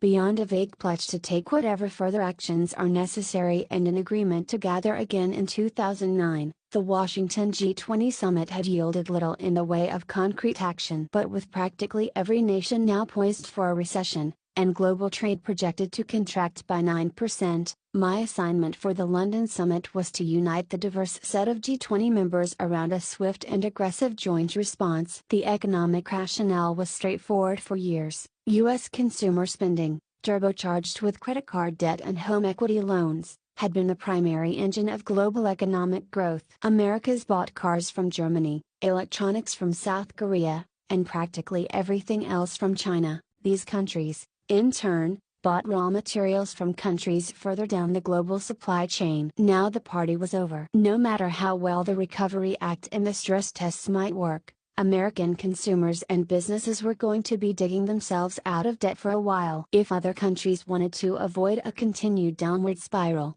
they would have to step up, by implementing stimulus packages of their own, by contributing to a $500 billion International Monetary Fund (IMF) emergency pool that could be tapped as needed by economies in severe distress, and by pledging to avoid a repeat of the protectionist, beggar-thy-neighbor policies that had prolonged the Great Depression. It all made sense, at least on paper. Before the summit, though, Tim Geithner had warned that getting my foreign counterparts to agree to these steps might require some finesse. The bad news is, they're all mad at us for blowing up the global economy, he said. The good news is that they're afraid of what will happen if we do nothing. Michelle had decided to join me for the first half of the trip, which made me happy. She was less concerned with my performance at the summit, you'll be fine, than she was with how to dress for our planned audience with Her Majesty the Queen of England. You should wear one of those little hats, I said, and carry a little handbag. She gave me a mock scowl. That's not helpful. I had flown on Air Force One close to 24 times by then, But it wasn't until that first transatlantic flight that I truly appreciated the degree to which it served as a symbol of American power. The aircrafts themselves, two customized Boeing 747s, share the job, were 22 years old, and it showed. The interiors, heavy upholstered leather chairs, walnut tables and paneling, a rust-colored carpet with a pattern of gold stars, called to mind a 1980s corporate boardroom or country club lounge. The communications system for passengers could be spotty. Not until well into my second term would we get Wi-Fi on board, and even then it was often slower than what was available on most private jets. Still, everything on Air Force One projected solidity, competence, and a touch of grandeur, from the conveniences: a bedroom, private office, and shower for the president up front, spacious seating, a conference room, and a bay of computer terminals for my team, to the exemplary service of the Air Force staff, about 30 on board, willing to cheerfully accommodate the most random requests, to its high-level safety features: the world's best pilots, armored windows, airborne refueling capacity, and an onboard medical unit that included a fold-out operating table, to its 4,000 square foot interior spread out over 3 levels, capable of transporting a 14-person press pool as well as a number of Secret Service agents. Unique among world leaders, the American president travels fully equipped so as not to rely on another government's services or security forces. This meant that an armada of beasts, security vehicles, ambulances, tactical teams, and, when necessary, Marine One helicopters were flown in on Air Force C-17 transport planes in advance and pre-positioned on the tarmac for my arrival. The heavy footprint, and its contrast with the more modest arrangements required by other heads of state, occasionally prompted consternation from a host country's officials. But the U.S. military and Secret Service offered no room for negotiation, and eventually the host country would relent, partly because its own public and press corps expected the arrival of an American president on their soil to look like a big deal. That it was. Wherever we landed, I'd see people pressing their faces against airport terminal windows or gathering outside the perimeter fencing. Even ground crews paused whatever they were doing to catch a glimpse of Air Force One slowly taxiing down the runway with its elegant blue undercarriage, the words United States of America appearing crisp and understated on its fuselage, the American flag neatly centered on its tail. Exiting the plane, I'd give the obligatory wave from the top of the stairs, amid the rapid buzz of camera shutters and the eager smiles of the delegation lined up at the base of the steps to greet us, sometimes with a presentation of a bouquet by a woman or child in traditional dress, at other times a full honor guard or military band arrayed on either side of the red carpet that led me to my vehicle. In all of this, one sensed the faint but indelible residue of ancient rituals, rituals of diplomacy, but also rituals of tribute to an empire. America had held a dominant position on the world stage for the better part of the past 7 decades. In the wake of World War II, with the rest of the world either impoverished or reduced to rubble, we had led the way in establishing an interlocking system of initiatives, treaties, and new institutions that effectively remade the international order and created a stable path forward. The Marshall Plan to rebuild Western Europe, the North Atlantic Treaty Organization NATO, and the Pacific Alliances to serve as a bulwark against the Soviet Union and bind former enemies into an alignment with the West. Bretton Woods, the International Monetary Fund, the World Bank, and the General Agreement on Tariffs and Trade GATT to regulate global finance and commerce, the United Nations and related multilateral agencies to promote the peaceful resolution of conflicts and cooperation on everything from disease eradication to protection of the oceans. Our motivations for erecting this architecture had hardly been selfless. Beyond helping to assure our security, it pried open markets to sell our goods, kept sea lanes available for our ships, and maintain the steady flow of oil for our factories and cars. It ensured that our banks got repaid in dollars, our multinationals' factories weren't seized, our tourists could cash their travelers' checks, and our international calls would go through. At times, we bent global institutions to serve Cold War imperatives or ignored them altogether. We meddled in the affairs of other countries, sometimes with disastrous results. Our actions often contradicted the ideals of democracy, self-determination, and human rights we profess to embody. Still, to a degree unmatched by any superpower in history, America chose to bind itself to a set of international laws, rules, and norms. More often than not, we exercised a degree of restraint in our dealings with smaller, weaker nations, relying less on threats and coercion to maintain a global pact. Over time, that willingness to act on behalf of a common good, even if imperfectly, strengthened rather than diminished our influence, contributing to the system's overall durability. And if America was not always universally loved, we were at least respected and not merely feared. Whatever resistance there might have been to America's global vision seemed to collapse with the 1991 fall of the Soviet Union. In the dizzying span of little more than a decade, Germany and then Europe were unified, former Eastern Bloc countries rushed to join NATO and the European Union, China's capitalism took off, numerous countries across Asia, Africa, and Latin America transitioned from authoritarian rule to democracy, and apartheid in South Africa came to an end. Commentators proclaimed the ultimate triumph of liberal, pluralistic, capitalist, Western-style democracy, insisting that the remaining vestiges of tyranny, ignorance, and inefficiency would soon be swept away by the end of history, the flattening of the world. Even at the time, such exuberance was easy to mock. This much was true, though at the dawn of the 21st century, the United States could legitimately claim that the international order we had forged and the principles we had promoted, a Pax Americana, had helped bring about a world in which billions of people were freer, more secure, and more prosperous than before. That international order was still in place in the spring of 2009 when I touched down in London. But faith in American leadership had been shaken, not by the 9/11 attacks but by the handling of Iraq, by images of corpses floating down the streets of New Orleans after Hurricane Katrina, and, most of all, by the Wall Street meltdown. A series of smaller financial crises in the 1990s had hinted at structural weaknesses in the global system, the way that trillions of dollars in private capital moving at the speed of light, unchecked by significant international regulation or oversight, could take an economic disturbance in one country and quickly produce a tsunami in markets around the world. Because many of those tremors had started on what was considered capitalism's periphery, places like Thailand, Mexico, and a still weak Russia, and with the United States and other advanced economies at that point booming, it had been easy to think of these problems as one-offs, attributable to bad decision-making by inexperienced governments. In nearly every instance, the United States had stepped in to save the day, but in exchange for emergency financing and continued access to global capital markets, folks like Bob Rubin and Alan Greenspan, not to mention Rubin's aides at the time, Larry Summers and Tim Geithner, had pushed ailing countries to accept tough medicine, including currency devaluations, deep cuts in public spending, and a number of other austerity measures that shored up their international credit ratings but visited enormous hardship on their people.